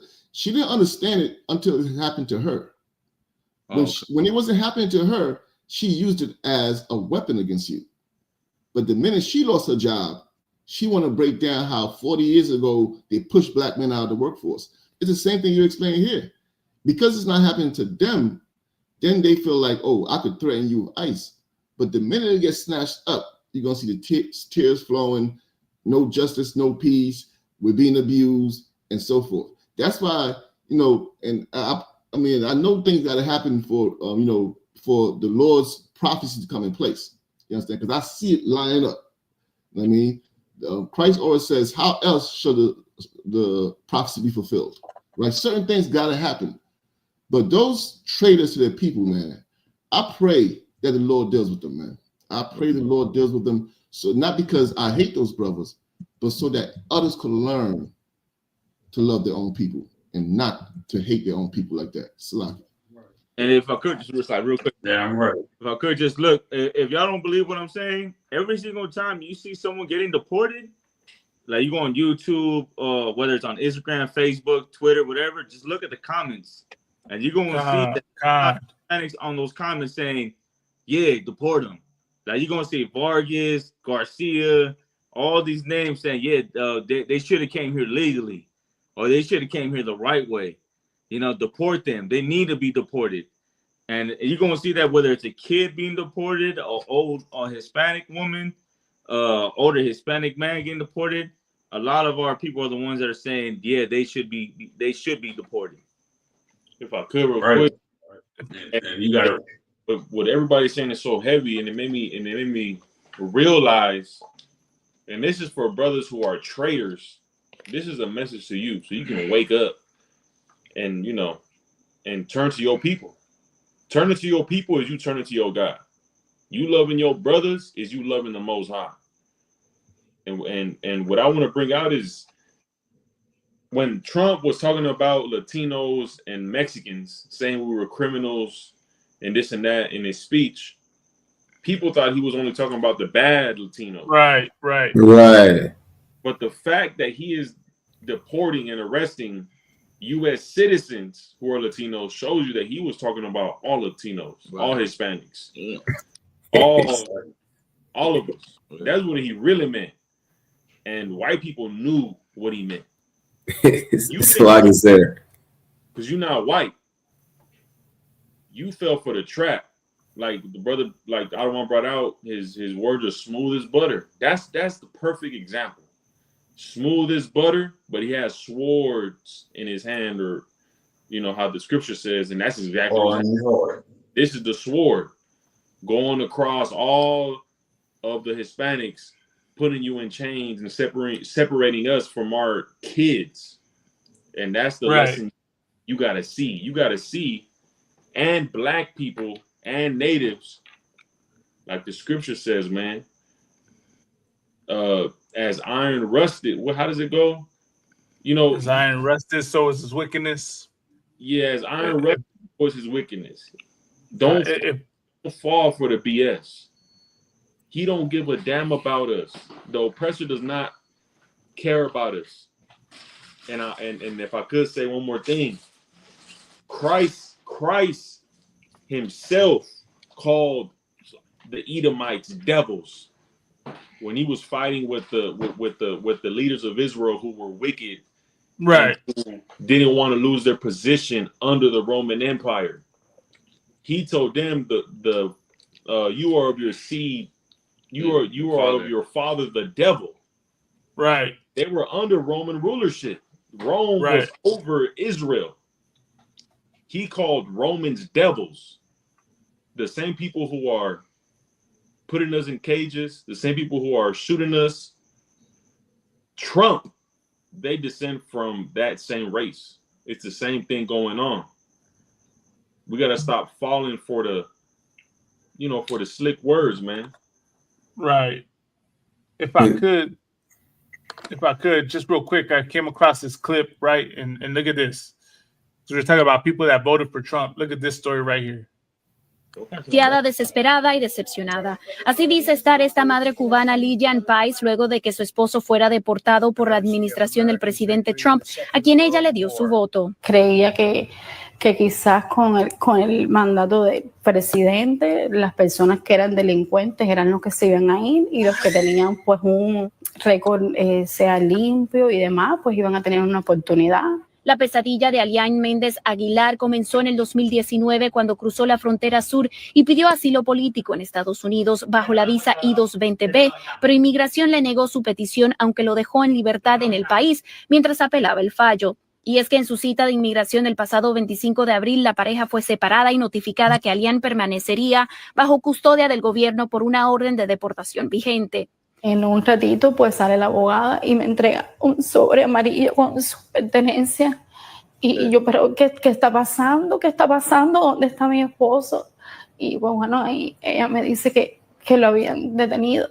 Él fue trasladado a varios centros de detención desde Homestead en el sur de Florida, Arizona y Luisiana antes de ser enviado en un vuelo a Cuba. Alian denuncia el maltrato. Go ahead, sir. Like, you have to break down what's being said right here, because there's some brothers out here don't speak Spanish. No, she's saying that she feels betrayed, you know what I mean, and deceived because she voted for Trump. You know what I mean? And her husband is, has a situation where I can't, like he's obviously was undocumented and was, ordered to be deported. You know what I mean? And it's ironic because she voted for the regime or the administration that wanted him out of here, and they sent him all over the place. He went to court, right, trying to get that whole situation settled, and they sent him to they put him in custody, sent him to Arizona, sent him to Louisiana, sent him to Florida, and from there to Cuba. You know what I mean? So it's crazy because it's exactly what y'all were bringing out earlier. Y'all voted for Donald Trump, and that's the thank you he gives you for voting for him. If I could, Slocky, but that's a heavy point. That's such a heavy point, and because when you are not in a bad situation, and Moses set the example. Moses set the example because he was living in Pharaoh's house, but the scripture said he went down to see the plight of his people. I mean, he went down to see the plight of his people. So even though he was in Pharaoh's house, he didn't count himself an Egyptian. Right. He's an Israelite. Right. And when he heard, he had to go down to see the plight of his people. You know why? Because where he was at, there was no oppression to see. He had to go down to the ghetto. He had to go down to the hood. You know what I mean? To see the plight of his people. Now, these bougie brothers and sisters who think that they're untouchable because in their mind they did everything the right way, and so as long as you do things the right way, you're safe. They find out that it's not about doing things the right way, it's about who you are. Damn right. Mm-hmm. And instead of going down to see the plight of your people, you turn your back on your people because you feel like they're shaming you in some way because they're poor. Right. And you done made it. No, you're supposed to go down and see the plight of your people. Shout out to the brothers in Baltimore, Officer Matazaba, Officer Gabara Carr, Officer Karala Kum. All those brothers went down there to see the plight of their people. Even though they're not facing deportation, they still wanted to see the plight of their people. And they went out there, man. They spoke to the brothers. They broke bread with the brothers. They gave the brothers the number to the school and told the brothers, anything you need, this is the address. This is where we at. Anywhere we can help you. I mean, and that's what you're supposed to do because that's what the Lord is judging. And this time the Lord is judging who should rule. And it's not in the Christian church. It's not in the Muslim mosque. It's not in the businesses of America. It's right here in the ISUPK under Commander General Hana Salaki. That's right. Right. Damn right. Damn right. Salaki, if I could, listen, I was about to mention that before Alsa Malakman brought that clip. A lot of the haters, right, who talking about Latinos being, they need to be deported. Like Alsa Lahab said, it's our own people going against our own people. But here's the twist. Here's the plot twist, though, right? They're Trump supporters. Right. And they get deported themselves. Like, they voted for the administration that citizens or not. Trump said, listen, it doesn't matter if you're a citizen, if you're born in America, I don't give a damn if your parents are citizen. Everybody gets deported. I don't see like how people thought that Trump, Trump is an idiot. We all know Trump he's dumb. Right. But how do you not understand when the devil can be honest? Right. He's an openly racist man saying, listen, the hell with blacks and Mexicans. The hell with blacks and Latinos. I don't give a damn. And he never hid his true colors. So I don't understand how our people really got beguiled By what? By saying, Trump, let's make America great again. When was America ever great for blacks, Latinos, and Native Americans? They still beg for the land back. We're still talking about black and brown lives matter as if it's not a basic human concept that life matter. In Toronto, they're parading with goddamn flags saying white lives matter. You understand? Like, it's a mock. They're mocking us. They're mocking our situation every goddamn day. And we think, well, you know what? Trump is really not going to deport us. We're U.S. citizens. Listen, Officer Warrior is a Levite, so he might know about the Black Code. Maybe not, but it was the Black Code was a decree from Louis XIV from slavery. It was still in effect as of 3 weeks ago. It's still in effect today from slavery. It was never formally abolished, which means that they still do not deem us as human beings. So what is surprising about, getting deported as U.S. citizens, getting treated like not even human beings? Not is supposed to surprise us. In the UPK, we know, because we know who the devil is. We know not to trust our enemies. He could say, the actor from Breaking Bad said, if you say, let's make America great again, it's racist. Maybe he has some black friends. But whether he's honest or not about it, we know not to trust the goddamn devil. The king of England said Canada belongs to the natives. All right, no sweat. As if we didn't know that, but there must be an ulterior motive to just openly saying like that. It's like, you think Putin did not have an ulterior motive to say like the people in the Bible are black? Stop believing everything the white man says, thinking he has good intentions towards you. Making America great again did not include blacks, Latinos, and Native American Indians. Making the UK great again don't include your people. Making Canada great again, just give the goddamn land back and maybe Canada will be great once more. And the only way Canada, the US, or the earth can be great again, or even great once, is when we are in rulership. So, did they ever change the constitutional law that we 3/5 are human? They ain't never changed that. Right. Like they still look at us like we animals, man. All our people. That's why they treat us the way they treat us. I mean, they treat their goddamn dogs better than us. You know what I'm saying? They got TV shows with dogs living in mansion houses and jumping through hoops and feeding them good, and dog commercials to feed them, and let's save the little puppy. They ain't got no commercials on let's save our people. Right. And they love Trump. What Trump give away a little stimulus check? Everybody loved, Trump the man, because he gave away something that's already yours, something that you work for. Right. That's the problem with our people. Like they take their little gift and they happy. Them little crumbs, they happy with them crumbs. You got it. Right. If I could, real quick, you remember, right, at some point they were saying that if you're a legal immigrant, that you should go ahead and turn yourself in. Right. Otherwise, it's gonna be worse once they find you. Like, let's say this. Let's say you did turn yourself in. If you're Mexican, do you think that you're gonna be in Mexico the next day after you turn yourself in? Or if you're Salvadoran or from Honduras and Guatemala, you go turn yourself in. Do you think you'll be in your country within hours or the next day? That's not the way it works. They're gonna keep you inside the ICE detention center for years. They keep you inside that. They keep you there for about 5 years, 10 years, if that. You know what I mean? I done heard personal stories of people inside that detention center.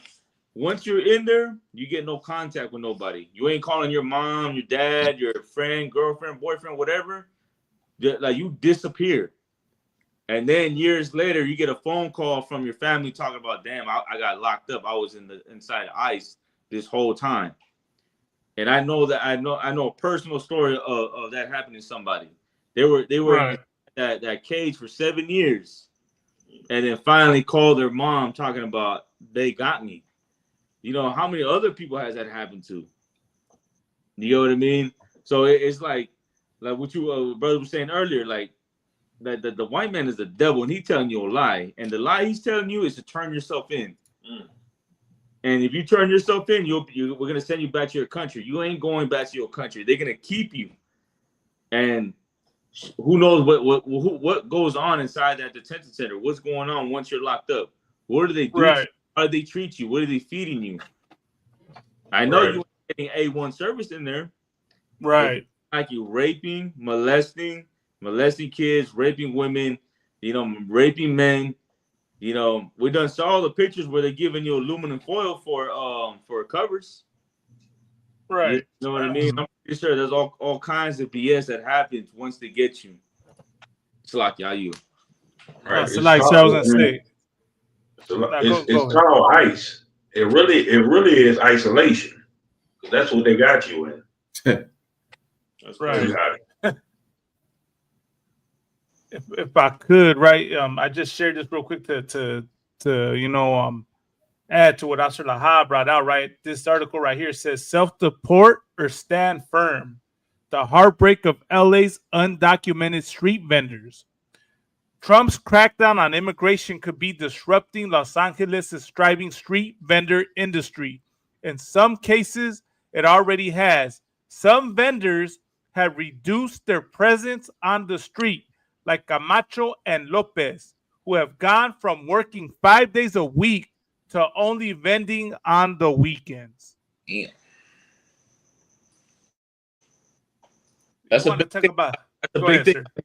That's a big that we're talking about. I'm not sure how it is out there in the East Coast, but out here in the West Coast, I'm sure in Texas as well, down in the South, Hispanics will do that vending where they're doing hot dogs, t-shirts, the watermelon, fruits, selling flowers. Right. There's a lot of that goes on over here. That's like damn near the side hustle. Right. With everything that's going on, they ain't doing it no more. You know what I mean? Because they're afraid of getting pulled over. Right, sir. And if I could, I also had this story right here. Look at this. You want to talk about terrorism? This is terrorism right here. Some U.S. cities are canceling cultural events over fears of ICE raids and deportations. And this is the community canceling their cultural events. For the past 45 years, Chicago's Little Village neighborhood has celebrated Cinco de Mayo with a parade featuring Mexican bands, floats, and dancers, and a festival at a local park. But this year's celebration, which attracts up to 300,000 people annually, has been canceled. Chicago is among several communities across the country that have canceled or scaled back cultural events due to President Donald Trump's crackdown on undocumented immigrants. Even event organizers said many Latinos, whether legal or undocumented, fear being arrested if they gather publicly in large crowds. Advocates also report that some are afraid to attend church, go to work, or take their children to school. Since January, Immigration and Customs Enforcement has carried out raids in so-called sanctuary cities like Chicago, which limit cooperation with the federal government. So, lock you got damn mad right here.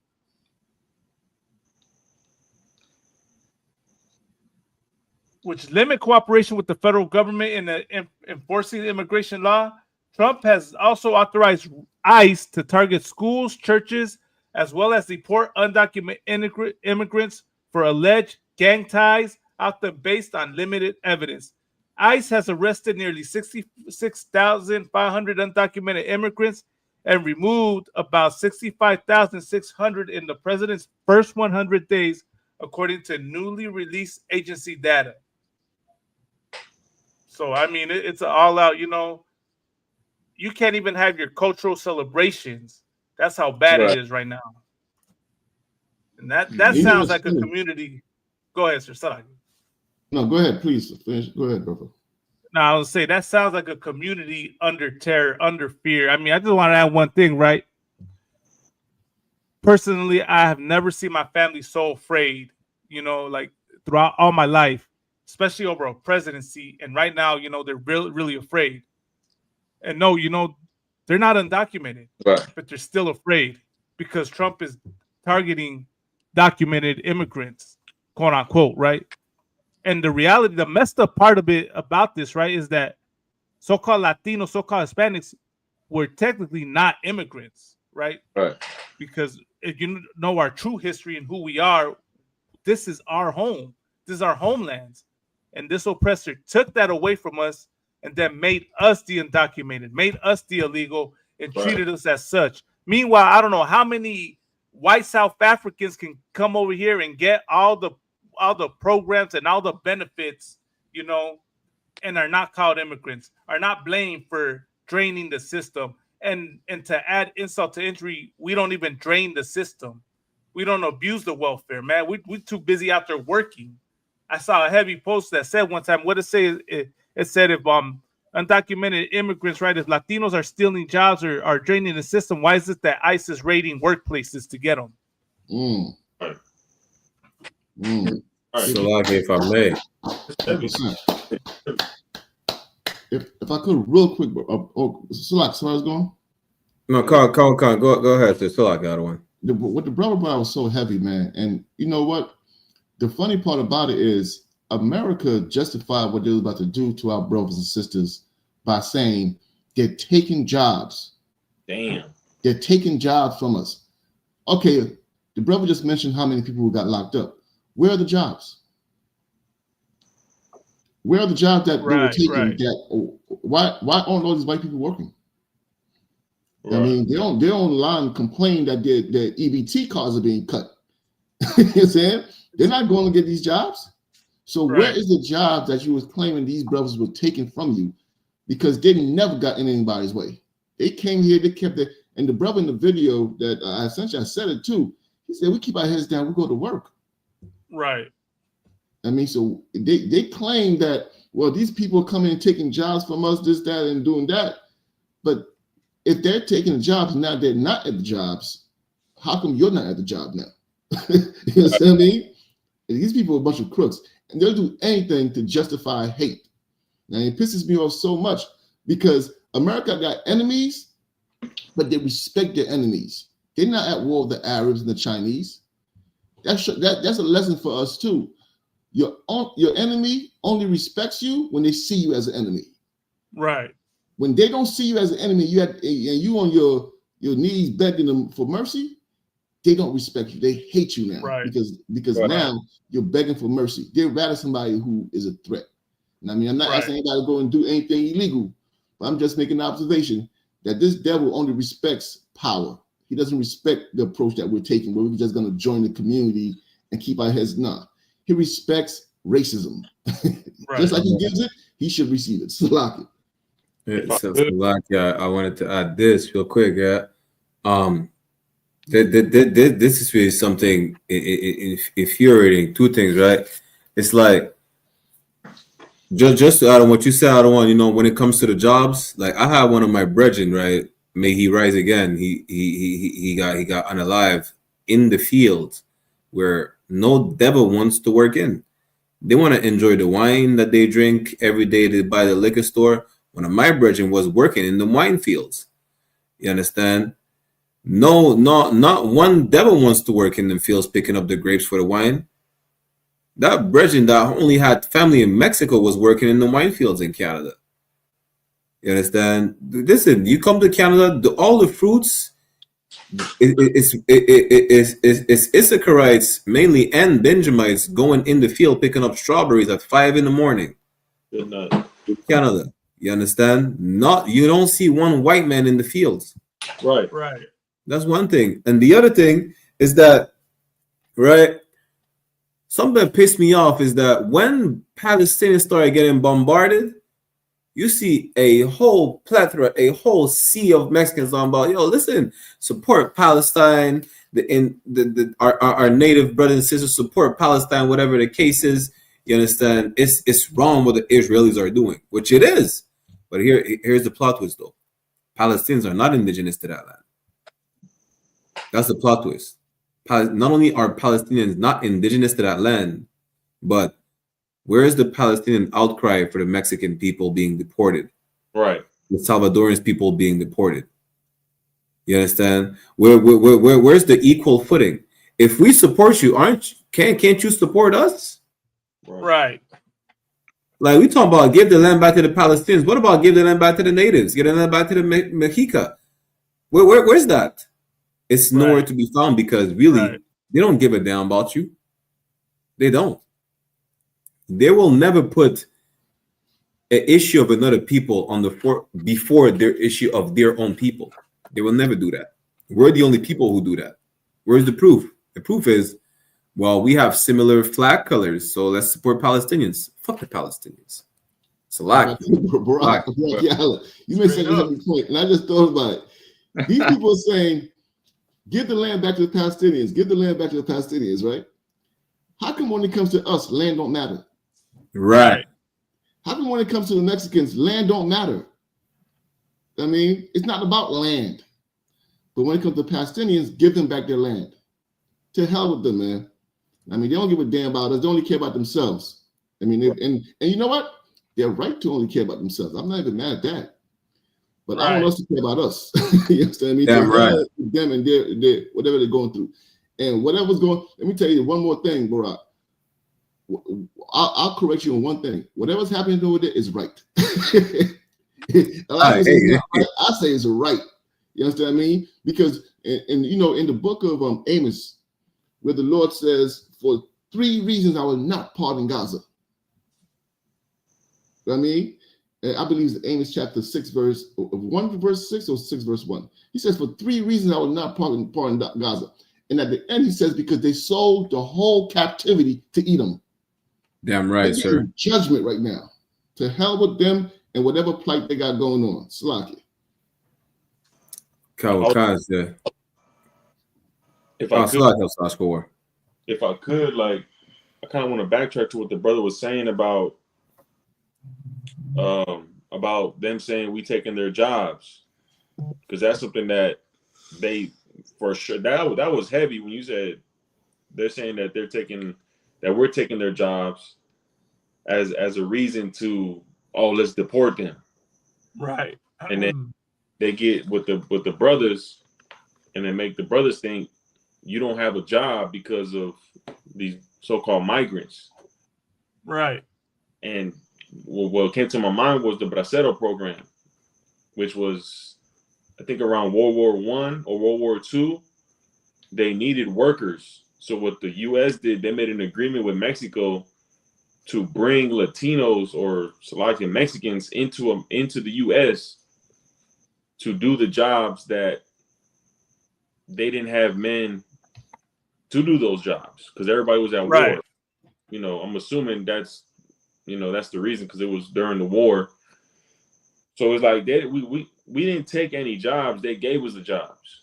Right. You know, even to this day, we're not taking on those jobs. They're just giving us the jobs. These jobs at these construction sites, they're giving us these jobs because they know we're the only ones who are actually going to do them, and we're actually going to be there. Right. Not for 2 days. We're going to be there as long as they need us. And then after that job site is done, guess what? We ready for the next job site. Right. Next project. Right. We have a reason to go to work because we got family we're trying to feed. We're trying to survive. You understand? So all that about us taking jobs is BS. Right, sir. Yeah, if I could, real quick, I just want to play this real quick because we were talking about the Palestinians, and I want to play this real quick, sir, just because it's heavy. You know what I mean? Just to what Officer Warren was bringing out, and what y'all brothers have been bringing out, right? Because our Raza wants to stand with Palestine. So-called Black people want to stand with Palestine. Everybody comes to the standstill. The world came to a standstill for Palestine, and this is what the Palestinians think about the plight of so-called Blacks, Hispanics, and Native Americans.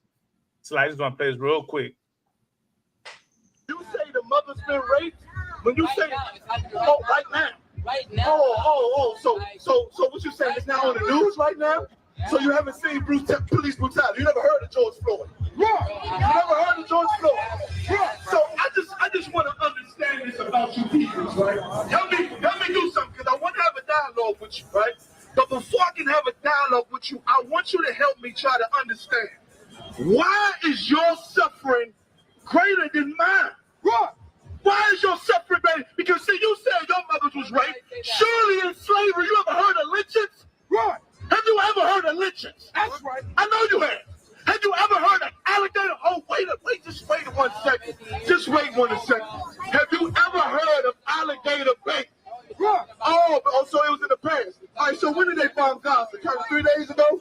Oh, so Gaza was 3 days ago. So that's in the past. That's in the past. Listen, when you say the mother's been raped. See, so just to add, right? I wanted to play that, sir, because the Palestinians right now are not protesting and are not doing anything. The world's not at a standstill for what the raza is suffering, what so-called black people are suffering right now in America. You know what I mean? And that's, you know, just to add to that, that's how they really feel. They feel their pain is more important than ours. And hence, what we should do right now, what we do in the ISUPK is let it be known that our pain and our suffering is more important than any other nation's pain and suffering. Salakia. Oh, damn right. That's right. That's right. He said that's in the past. Right. If I could, Officer Ashko making a heavy point, right? And it just came to my mind as he was talking that how they were hiring the Mexicans, for example, right? You know why they hired the Mexicans? Because everybody knows the Mexicans do honest work. Right. Everybody. Oh, God. You know what I mean? I remember my first job coming out of high school. I used to work for this plumbing company for these devils, these Italian devils. And I was fresh out of high school, right? I ain't know nothing about plumbing. I got through on a program. And for about 8 months, they had me go to the school in Brooklyn, a high school in Brooklyn. And they told me, go down there 5 a.m. every morning, just check in, sign in front, go in that basement, sit around, make some noise for 8 months. Doing nothing, and they're getting paid, just faking it. Meanwhile, everybody knows if it was Mexicans that was hired to do that job, it had been done in a week. You understand what I mean? Not only are we harder working, we're efficient and we're honest. Right. I mean, you try to replace that with what? These trailer trash hillbillies? You think you're gonna get your money's worth? Everybody knows Mexicans are some of the hardest, most honest working people in the land. And everybody hates you for it. You understand what I mean? I'll work with a Hispanic brother over a devil any day. So, damn right. If I could, real quick, that kind of rubbed me off the wrong way when I remember that clip that Pastor said, well, you know, what happened to us is in the past. His mother got raped, whatever the case is last week. Listen, I just said it earlier. The Black Code, which was a decree from King Louis XIV, is still in effect till this day. Right. Since slavery. What do you mean? It's still in the past. When was 9/11 in 2001? Well, guess what? 2001. That was what? 4 years before that. Right. The last residential school in Canada got closed in 1997. What do you mean? It's still in the past. I was born with residential school. We're still, listen, what do you mean it's still in the past? We have the residential school where they were electrocuting so-called Native American Indians was still open in the 80s in Ontario. They were electrocuting kids for peeing their bed. I mean, it's still in the past. And you understand? When that goddamn plantation burned away, they ain't say that was in the past. They was whining over that shit. Right. They was crying over that away. And as far as our people, man, we all underpaid. And they know damn well our Mexican brothers and everything is underpaid when they go and do them goddamn jobs, building up goddamn houses and all that construction and shit. They underpaid the most. So they figured they could get away with it. First thing they gonna try to use is, they're illegals. We can underpay them. That's what they try to use. When they the goddamn illegals, like I said. When they the goddamn devil the Bible speaks of. When they the wicked of the earth. When they the cause for all this goddamn destruction that's going on. Right. And Malama. Yeah, go ahead, sir. If I could, there's a video. Some devil that went in and started picking fruits. Oh, He okay. went fruits, and he did it for like an hour. He did maybe 2 hours the most.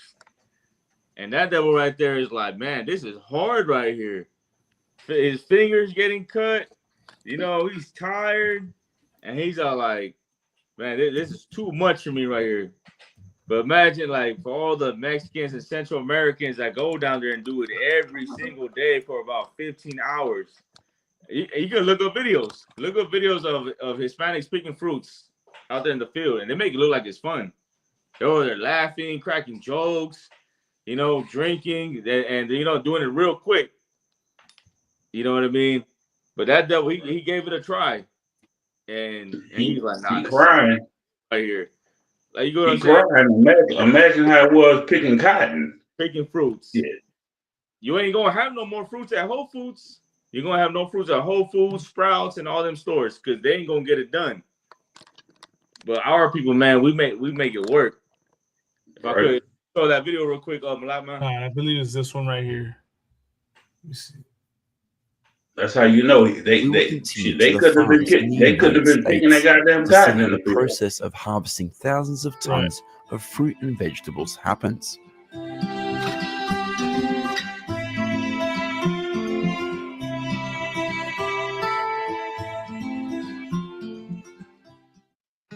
The first place we will see in this video is a large vineyard in the San Joaquin County in California.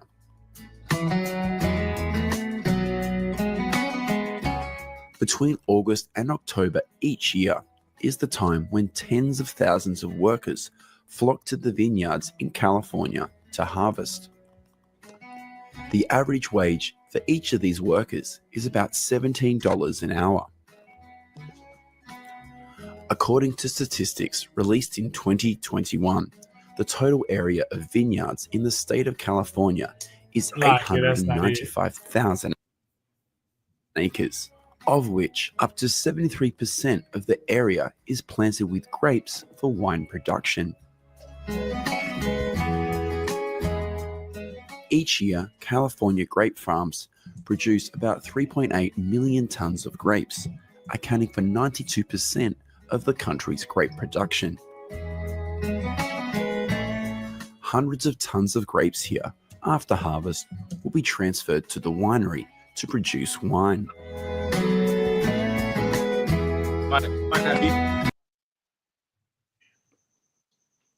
Yeah. Now look at that bullshit. Look at that. $17 an hour for $1 billion industry. You can't tell me the goddamn so-called white man ain't the devil. So one of the workers asked me, he said, well, what do you think it would take for an American to come out here and do this job? And I think it would take like $30 an hour. Damn. Guaranteed. Like not even based on the buckets that they get. He said $30 an hour, man. Damn. The white man is the devil. White man's the devil, the Bible speaks of, man. Nigga said $30 an hour. Hey, Barack Yala, the reason why he's saying that is because these brothers get paid for how many buckets they get, not by the hour. Right. So he's saying it would take at least 30 an hour for an American to work in this field. Just imagine before they had them goddamn machines. We was the machines. Right. Black, Latino, and Native American. We was the machines. They had all these machines back then. We was the machines, and we had to do the shit for free. Yeah, the machines were not paid. How about all the money they made from all the wine that they sold from the grapes that we picked? How about all that they made from all the fruits and vegetables and lettuce that these companies that sell prepackaged salads in stores and all these restaurants that made millions off of the things, off of the fruits that we picked. Not millions, billions. They make billions off that shit. Billions. That's why I say the so-called white man is the devil. You know, I'm right. They paying us $17 when you go to the grocery store, your orange juice would cost $12. If I could, after being you made a point, and it's a heavy point, that before the machines, we were the machines, right? And here's the fact: ruled the machines so much that we invented the machines they use today because the work was so hard to make it easier on us. We create all these machines again for these billion-dollar industries that they use till this day, and we ain't get no credit for it. Right. You understand what I mean? A lot of things now I have to understand a certain thing. A lot of things we don't get credit for. It's not because we can't get the credit for it. It is also because they hate us, but it's also the dark side of how that machine was invented that they don't want to talk about. I mean, all the evil that they've done to us to the point where we had to create these machines. They can't tell a story like that because it's going to reveal them to be the devil. You understand what I mean? Go ahead. Here's what we're forgetting. We're just looking at the basic spectrum of things, but it's a $1 billion industry on all aspects. Like the people, like there's agencies hiring these people all the time. They make a profit off of it. Right. All the companies talking about insurance for those who can get insured, they get a profit off of it. Everyone get a profit off of it on all aspects of all spectrum of things. Whether you hire them, whether you fire them, whether you provide the machines that we made, you understand? Whether you anything, it's all about profiting off of our blood, sweat, and tears, even off the field. Whether you make the wine, whether you make the bottle that the wine goes in, the store that you sell the wine in, everything is based off of our oppression. Every single detail, every single aspect is based off of our blood, sweat, and tears. And we remain in the hell regardless. This is talking about $30 an hour. Good night. The white man is the goddamn devil the Bible speaks of. Salaki. Nah, Khan, damn right. That's exactly. I mean, and it's got nothing to do with his skin color, as they try to make it seem like we just some racist. We don't hate the so-called white man because he's white and blue-eyed. It's because of the things he does, and how conniving and what's the saying that the natives said? Pale-faced, fork-tongued he is, man. How fork-tongued they are. You know what I mean? That the little plot holes, little what is it? Little twist and loopholes that they put right to try and get away with things is the problem. Look, he's all burnt out and beat up because he knows how hard that work is, man. He just got a taste of what the raza has to endure, what so-called Hispanics have to endure out there. Yeah, Lord be with him in the kingdom. he got a taste of what the kingdom's gonna be like. I don't want this devil picking fruits. Yes, putting fleas on oranges. Based on what they're doing now, they don't even realize it, and they are earning them, man. They are bringing about a plague upon themselves. There's a famine coming to America. Like I could see the gameplay. Right. There is a famine coming to America when everybody's crying. Even if I'm starving too, I'm gonna be happy. We already starving. Exactly. You know what I mean? Because I realize this devil here, he hates us to a point where he's willing to harm himself just to oppress us.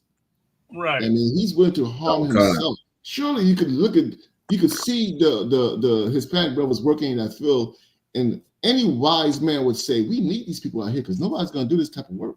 Not for that kind of money. Right. We need more of them. Right. Any wise man would say that. But he sees them and he just hates them because he knows the Lord loves these people. You know what I mean? The Lord told Cain, why don't you turn to doing good? Will there not be a reward? Turn to doing good. No, they can't. Because the Lord loves these people, and so therefore I must hate them. And even if it's to my own detriment, I'm going to oppress them. That's his mindset. And I pray the Lord gives them what they're looking for. I pray the Lord gives them that famine that they're looking for, where they can't feed their children. I want to see America making commercials saying 10 cents an hour you can feed a child. I want to see that. Yeah, nice. I mean, I pray that comes to America, man. Salaki. So like they got one for the Amalekites in Russia. Yeah. So like just let me see. I'm playing a little bit more of this. Just I want to see where he says how hard it is.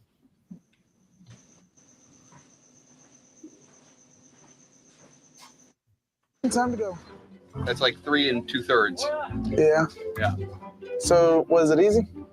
Absolutely not. It was even harder than I expected it would be. But you exceeded my expectations.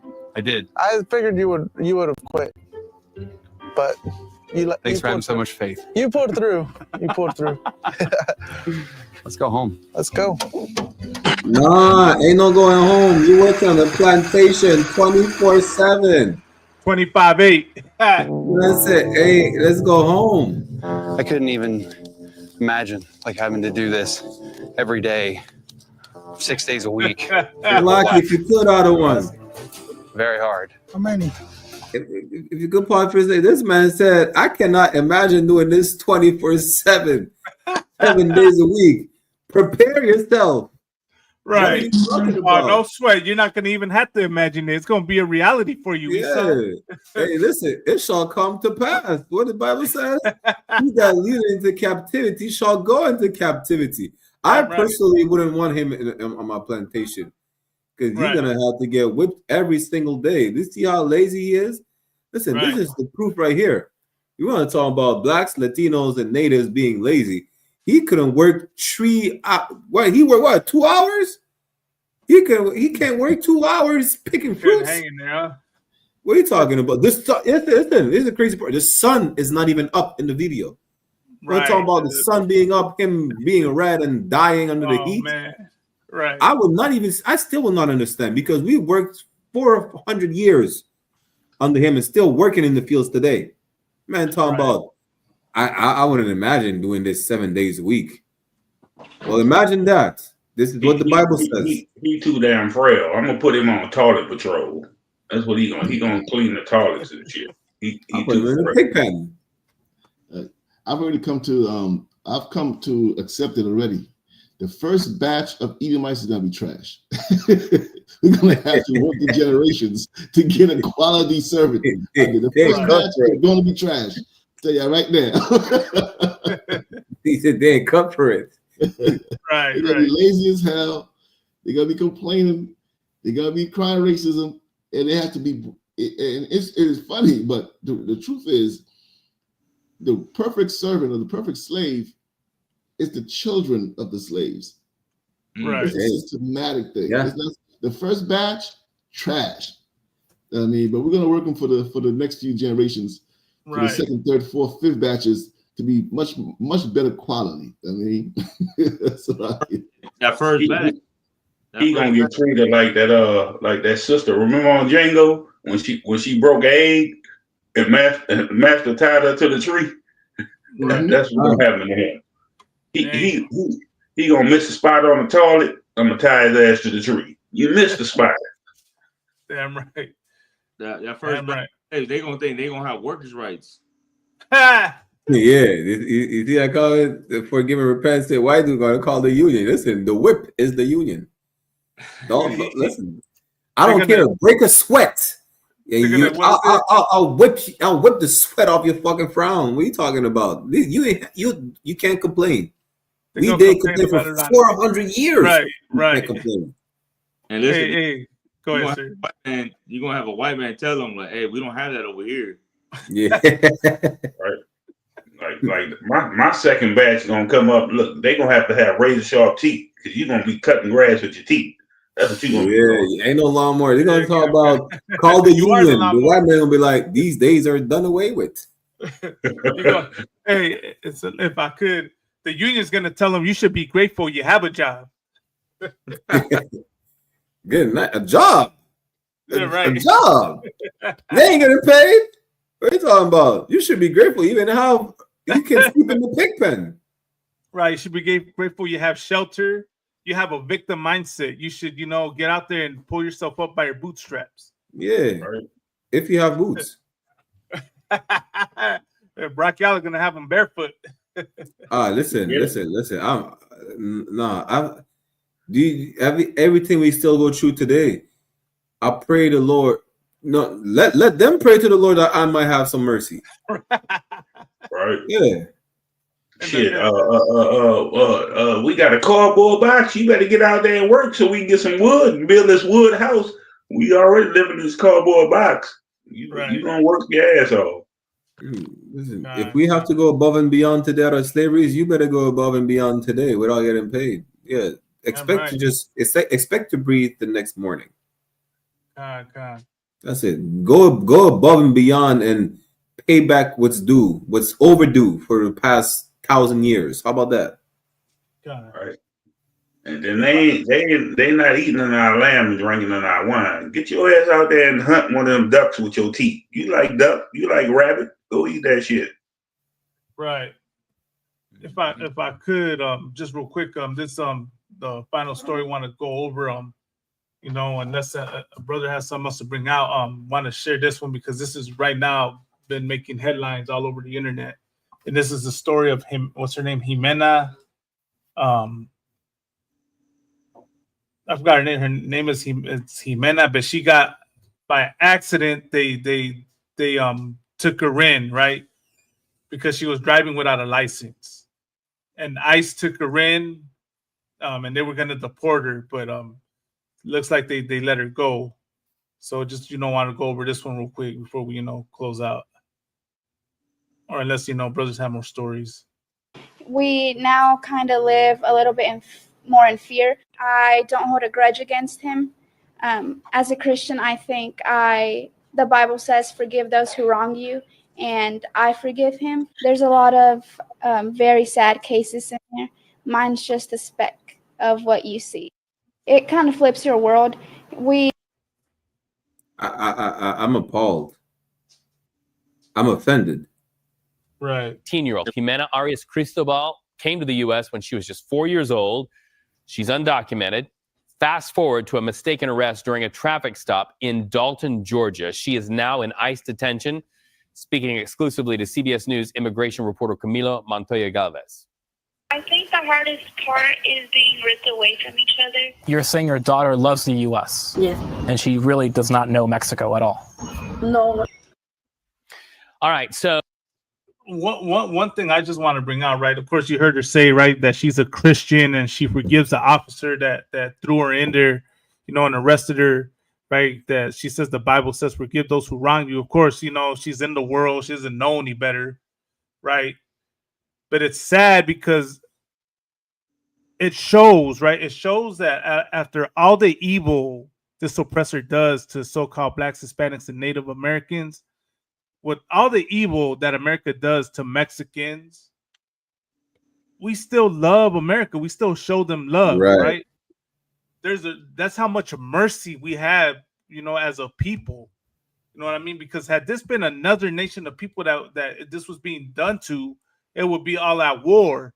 But I remember also, and of course, it always baffled me and mind boggled me as to why we're so forgiving and so loving, and we don't do anything when we get attacked. And then the general brought that out, and it was so fucking heavy, Salaya, pardon my French, but it's heavy because the general said the reason why we don't do anything back, and why we are the way we are, where we still love America and we don't do, it's because we believe in God, and we know that the Lord will avenge us.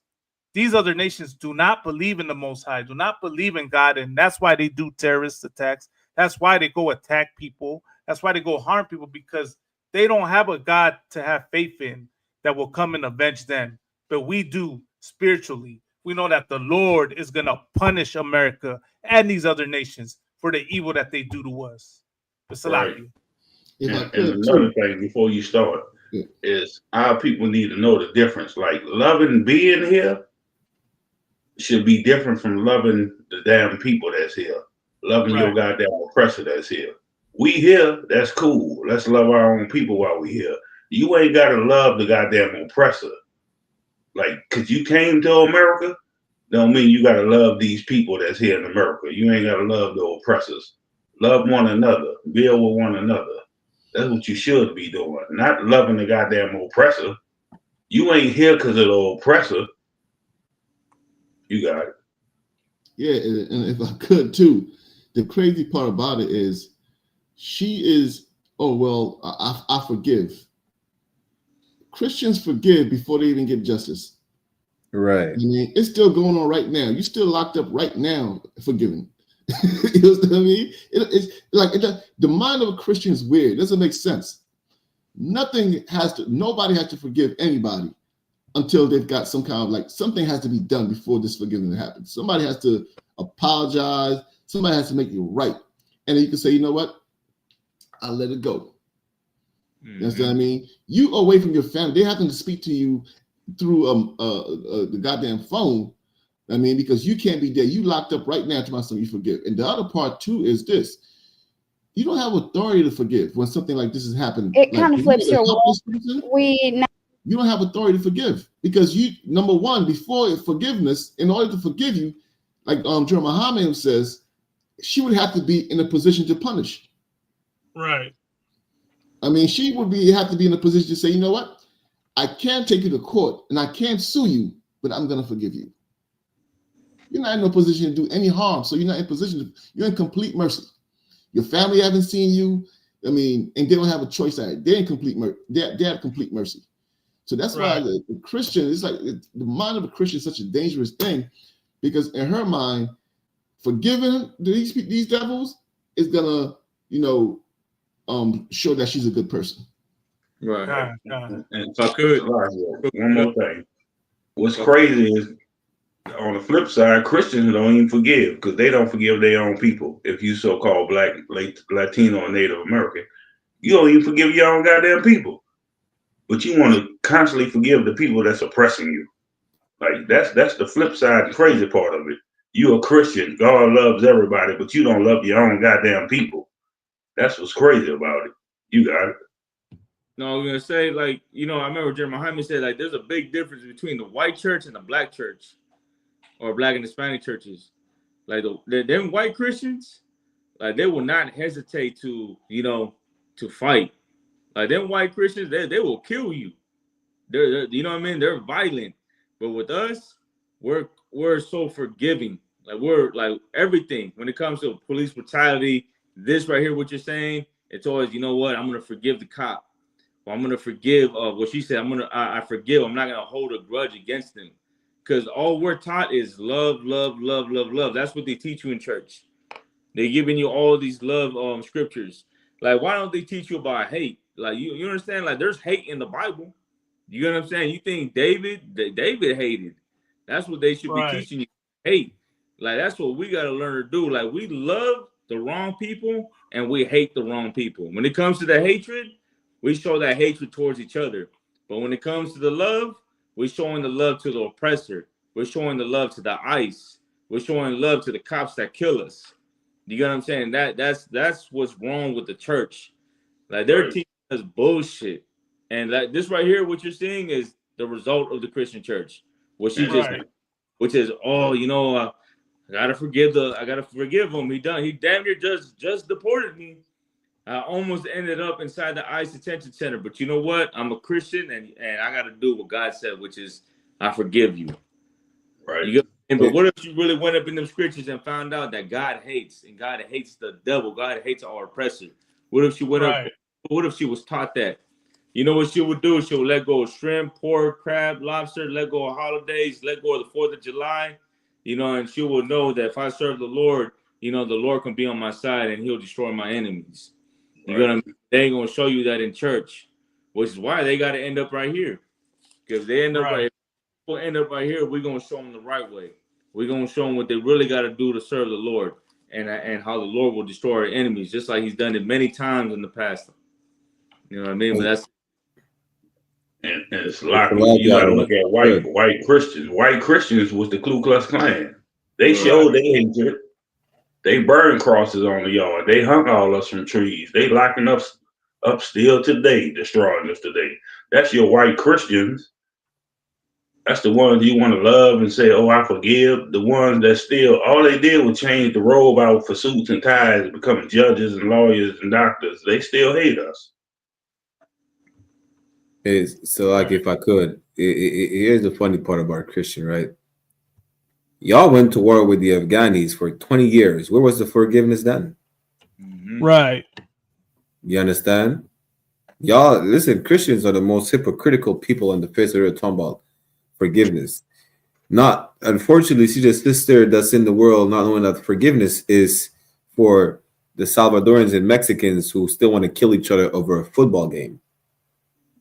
That this is where you need to have forgiveness. You need to have forgiveness over the 13 and the 18. That's when you need to have forgiveness. You need to have forgiveness when it comes to the Cali cartel trying to murder the Medellin cartel. This is when you need to have forgiveness. Forgiveness for the Haitians and the Dominicans killing each other. That's where you need to have righteous forgiveness. You understand? Right. Damn right. It doesn't say you forgive. It doesn't say you as a prey forgive your predator. That's not what it says. You understand? If so, as a patriotic American, why don't you forgive the Russians?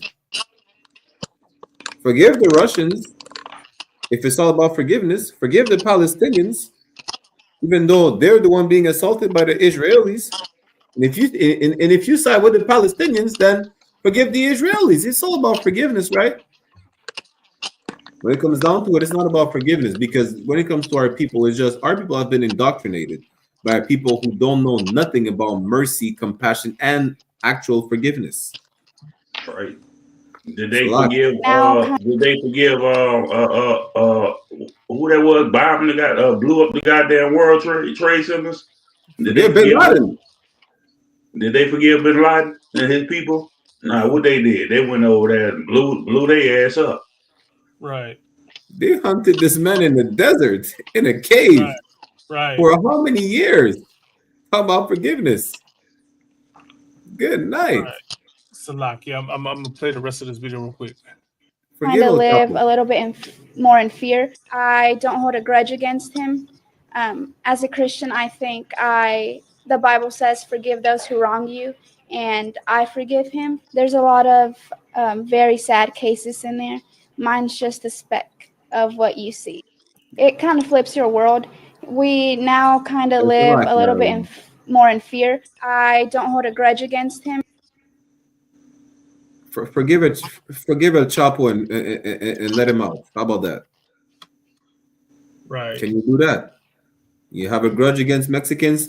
Listen. If it's about forgiveness, forgive all the quote-unquote illegal immigrants. Forgive them. Grant them citizenship. And don't deport them. Forgive them. It's a mistake. Maybe not everybody understands the system. Forgive them.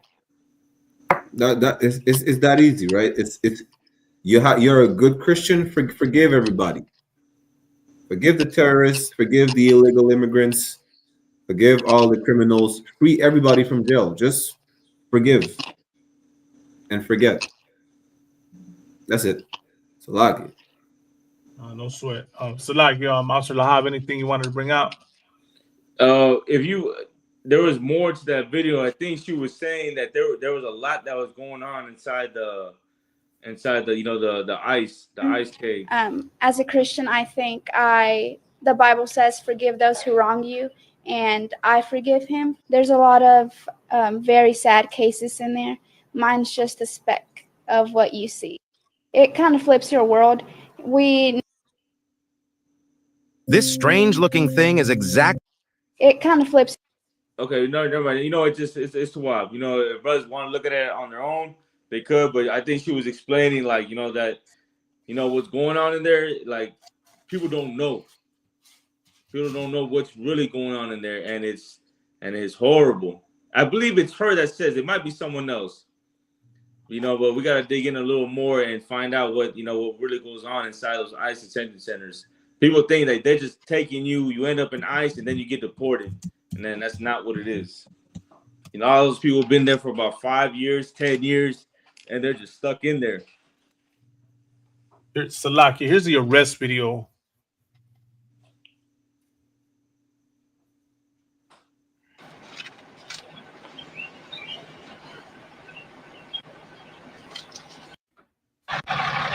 So, you said that you have an international driver's license, but you're not allowed to drive anymore? No, it's not that I'm not allowed to. It's just that my mom doesn't like me.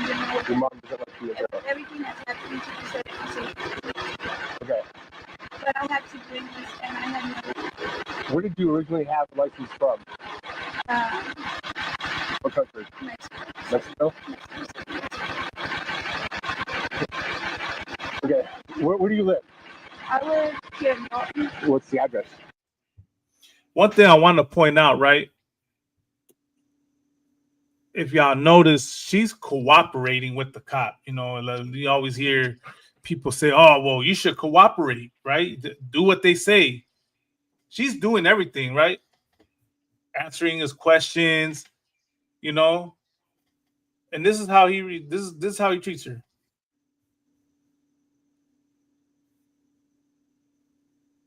Oh, what happened to the sound?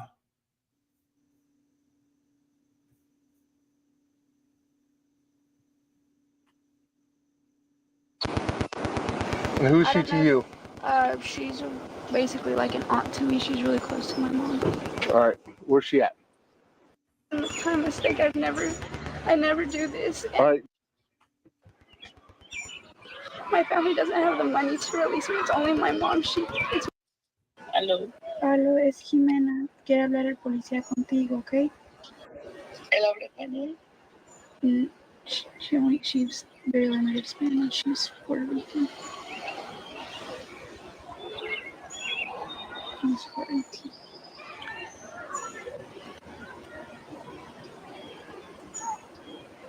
Put your mom on the phone. My mom doesn't speak any. She only understands it. Because of my sisters. All right. Do me a favor, open this window. Roll it up. Roll it up.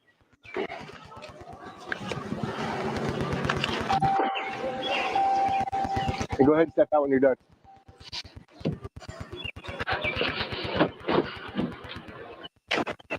So in the state of Georgia, when you drive without a license, you know what happens?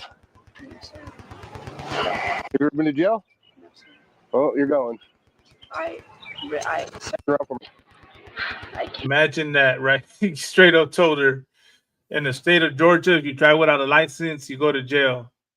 And straight up told her you're going. He didn't give her, a warning. Didn't give her the benefit of the doubt. Already saw her as guilty. Mm-hmm. And had not announced a mercy on her. Cannot go to jail. I have my finals next weekend. My family really depends on this. You shouldn't be driving. I know. Imagine You'll get released. My family doesn't have the money to release me. It's only my mom. It's my mom with 3 daughters, and she's barely paying off my college. She's barely paying it off. I'm barely getting school here. I have no other way. You shouldn't be driving. I know. It was a one-time mistake. I never do this. All right, go ahead and turn around for me. You have to go to jail by the state of Georgia. Hands on your back. Can I call my mom? Yeah, we'll call your mom. Imagine that. Like, did he really have to arrest her and take her in? That's my question. What if she was white? Right, like yeah, Did that happen like that? Right, if she was a white woman, right? What about if she was a South African, Barack Yala? A white South African. Yeah, a white Salakia. Let me get it right. A white South African. Would he have had to have taken her to jail? And where's the donation money at? Where's the donation? Like they got for that goddamn Edomite that called the little boy a nigga. Like, where's the donation money for our people? Right.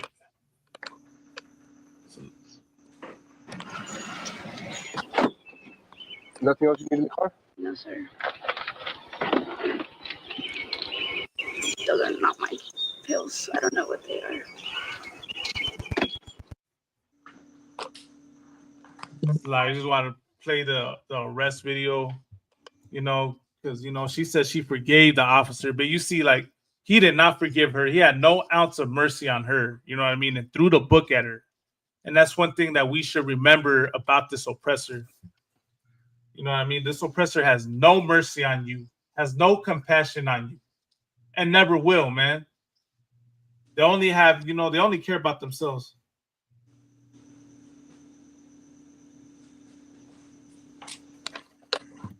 Oh, oppressor is the goddamn devil. That's right. Right. Where are the Palestinians protesting for this sister? Right. They nowhere to be found. They all real quiet out.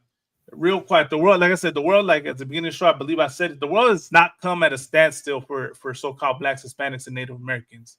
You know what I mean? The world has not come at a standstill for us. But the world came at a standstill for the Palestinians. The world will come at a standstill for South Africans. America will. You know what I mean? All them oppressors complaining about us, they are happy and had mercy for the South Africans, man. But that's something we should wake up. You know, that's something that the Raza should wake up. Raza should wake up and understand that the only people that give a damn about you is Commanding General Yohana and the ISUPK, man. That's who cares about you, man. While the world hates you, we love you. So I mean, you know, that's one thing that be a message to get out, man. And I pray that anyone watching this show, right, gets, you know, and you see the amount of fear and terror that our community is under right now. The ISUPK is going to be that refuge when everything else, because you're not going to have your Christian church, you're not going to have your fake revolutionary groups out there. You're not going to even have fake Israelite groups out there. Nobody's going to be there for you but the ISUPK, man. That's, you know, that's all I could tell you. But Salakia, I mean, you know, then we'd already past the time. We've already been here on for 2 hours and 30 minutes. We're gonna close out the show. If any brothers got anything else they want to say, man, so we can close it out. Make sure y'all like and subscribe to all our ISUPK channels. All the radio shows and podcasts. Y'all make sure y'all like and subscribe. Y'all ain't gonna get this truth from nowhere else, man, but the ISUPK. If I could real quick, man. Go ahead, sir. Man, like, you know what I mean? Too, like, we got brothers where we got brothers in DC, Louisiana, all over. We got brothers all over the place. You can send this video right here, and you know, have the brothers come check us out. Like, you ain't scared and afraid, even though it's hard, because this what's going on is a real thing. You know, you was touching on like how you said you got family members that are scared. Right. Me too. I got family that are scared too. I had my niece. My niece came up to my aunt the other day and told her, like, what am I supposed to say about you? Am I supposed to say that you're from here or you're from Mexico because of what's going on with Donald Trump? Brother, my niece is 8 years old saying that. You know what I'm saying? My niece is 8 years old. I got another aunt talking about, man, can you take me to the store? You know, because I ain't trying to walk on the street. I'm like, man, you're going to be all right. You'll be good. Like, right. It's like, can you take me, though? All right, no sweat. I'm going to take you to the store. It's all good. You know, they live in fear. You know, but, you know, we got schools set up. Commander Johanna got schools set up all over. You gotta, you know, step in that class. A lot of Hispanics, they ain't trying to come to class because they see a lot of Judites and Haitians and Benjamites. And they think, oh, well, you know, they're black. Man, these brothers right here are going to help you out. These brothers right here are going to protect you and save you. Yeah, you know, we got to stop the whole thing of, oh, he's black or he's Mexican. Nah, man, like, we going to come together. And then when you come in here, we going to find out we got the same fucking problems. Exactly. I'm right. You're going to find out we got the same problems. You're going to find out they're not just trying to deport Hispanics, but they're also trying to deport Haitians. They're also trying to deport Cubans. The brother said it too. Out there in Canada, they're trying to deport Jamaicans. You know what I'm saying? We got a lot in common, but we got to come in the same room. We got to come in the same room and figure this out. Man, Commander Johanna got the blueprint. You know, we got brothers right here that'll help you out, talk to you, counsel you, you know, show you brotherhood, sisterhood, feed you, protect you, house you, all of that. But we got to make that step. You know what I mean? And come into these classes. Damn right. And Sloggy, I'm about to be a grandfather today. So I'm gonna have to show my grandson all this, you know, get raised up in this truth the right way. You know what I'm saying? And congratulations. Wild to y'all brothers, man. You know what I'm saying? Because what our people gotta realize, we all the same people, Black, Latinos, Native Americans. We the same. Ain't no they try to name us after goddamn landmass, but we the same people. We the same. We come from the same father. 12 tribes of Israel, man. Damn right, sir. And congratulations, man. Most High in Christ. Most High in Christ. It's like any other brother? It's like an Officer Warrior. I'm Tawad, brother. Tawad for having me. Tawad for hopping on with us, sir. Appreciate you. It's like y'all already know this is the host doing the most. Nunca olvides, el hombre blanco es el pinche mal parido gusano diablo que habla la Biblia. Blanc maintenant c'est diable. L'homme blanc est le foutu diable dont parle la Bible. The white man is the goddamn devil that the Bible speaks of. It's a lot. See us kind of right. But with that, man, I want to say a big Tawada to Officer Warrior, Officer Barakiala, Officer Madabar, Officer Ashkawar, Officer Lahab, Officer Kamadan, Salaki. I know I said all out of order. But, you know, I want to thank you, brothers, man, for coming on the show tonight, man. We'll be back at it again next week, Lord allow. But with that, ya sabes, Raza, we'll be back at it again next week. Órale. Órale. Shalom. Órale. Shalom. Shalom. Hey, yo, Shabbat.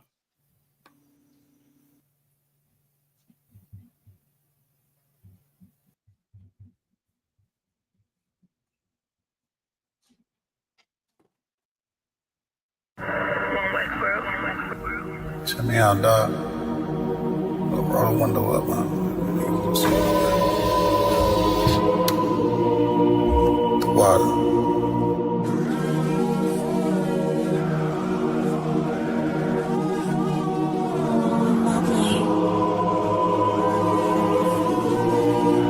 Ain't no better, dog, brother. The son of a king. I don't Balenciaga. I might just wear a collar. I might just wear the Pradas. But I'm thinking long term, so I might say the dollars. We ain't no better, I'm just being honest. I should've went to college, but I was thinking violence. This a one West world, we the fucking loudest. Break it down, we break ground, we don't break no damn promise. Let's get active, dog, don't tell me how you feel about it. These cats saying too much, they ain't learn enough. You maxed out the first quarter, I'm still warming up. These niggas tossing up a brick, they can't score with us. Who gon' come against us?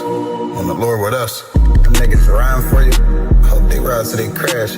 Put my name in your mouth, I put my belt to your ass. I ain't running no race, I just hope that I last.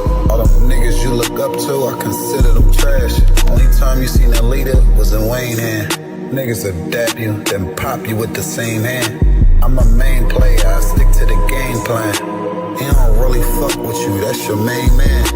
We them niggas came through and made your city hot. Yup, said he in the field, but he really not. And I ain't casting no stone, I just let him rock. And that's the kind of story they gon' read about. But if it's war, it ain't no tapping out.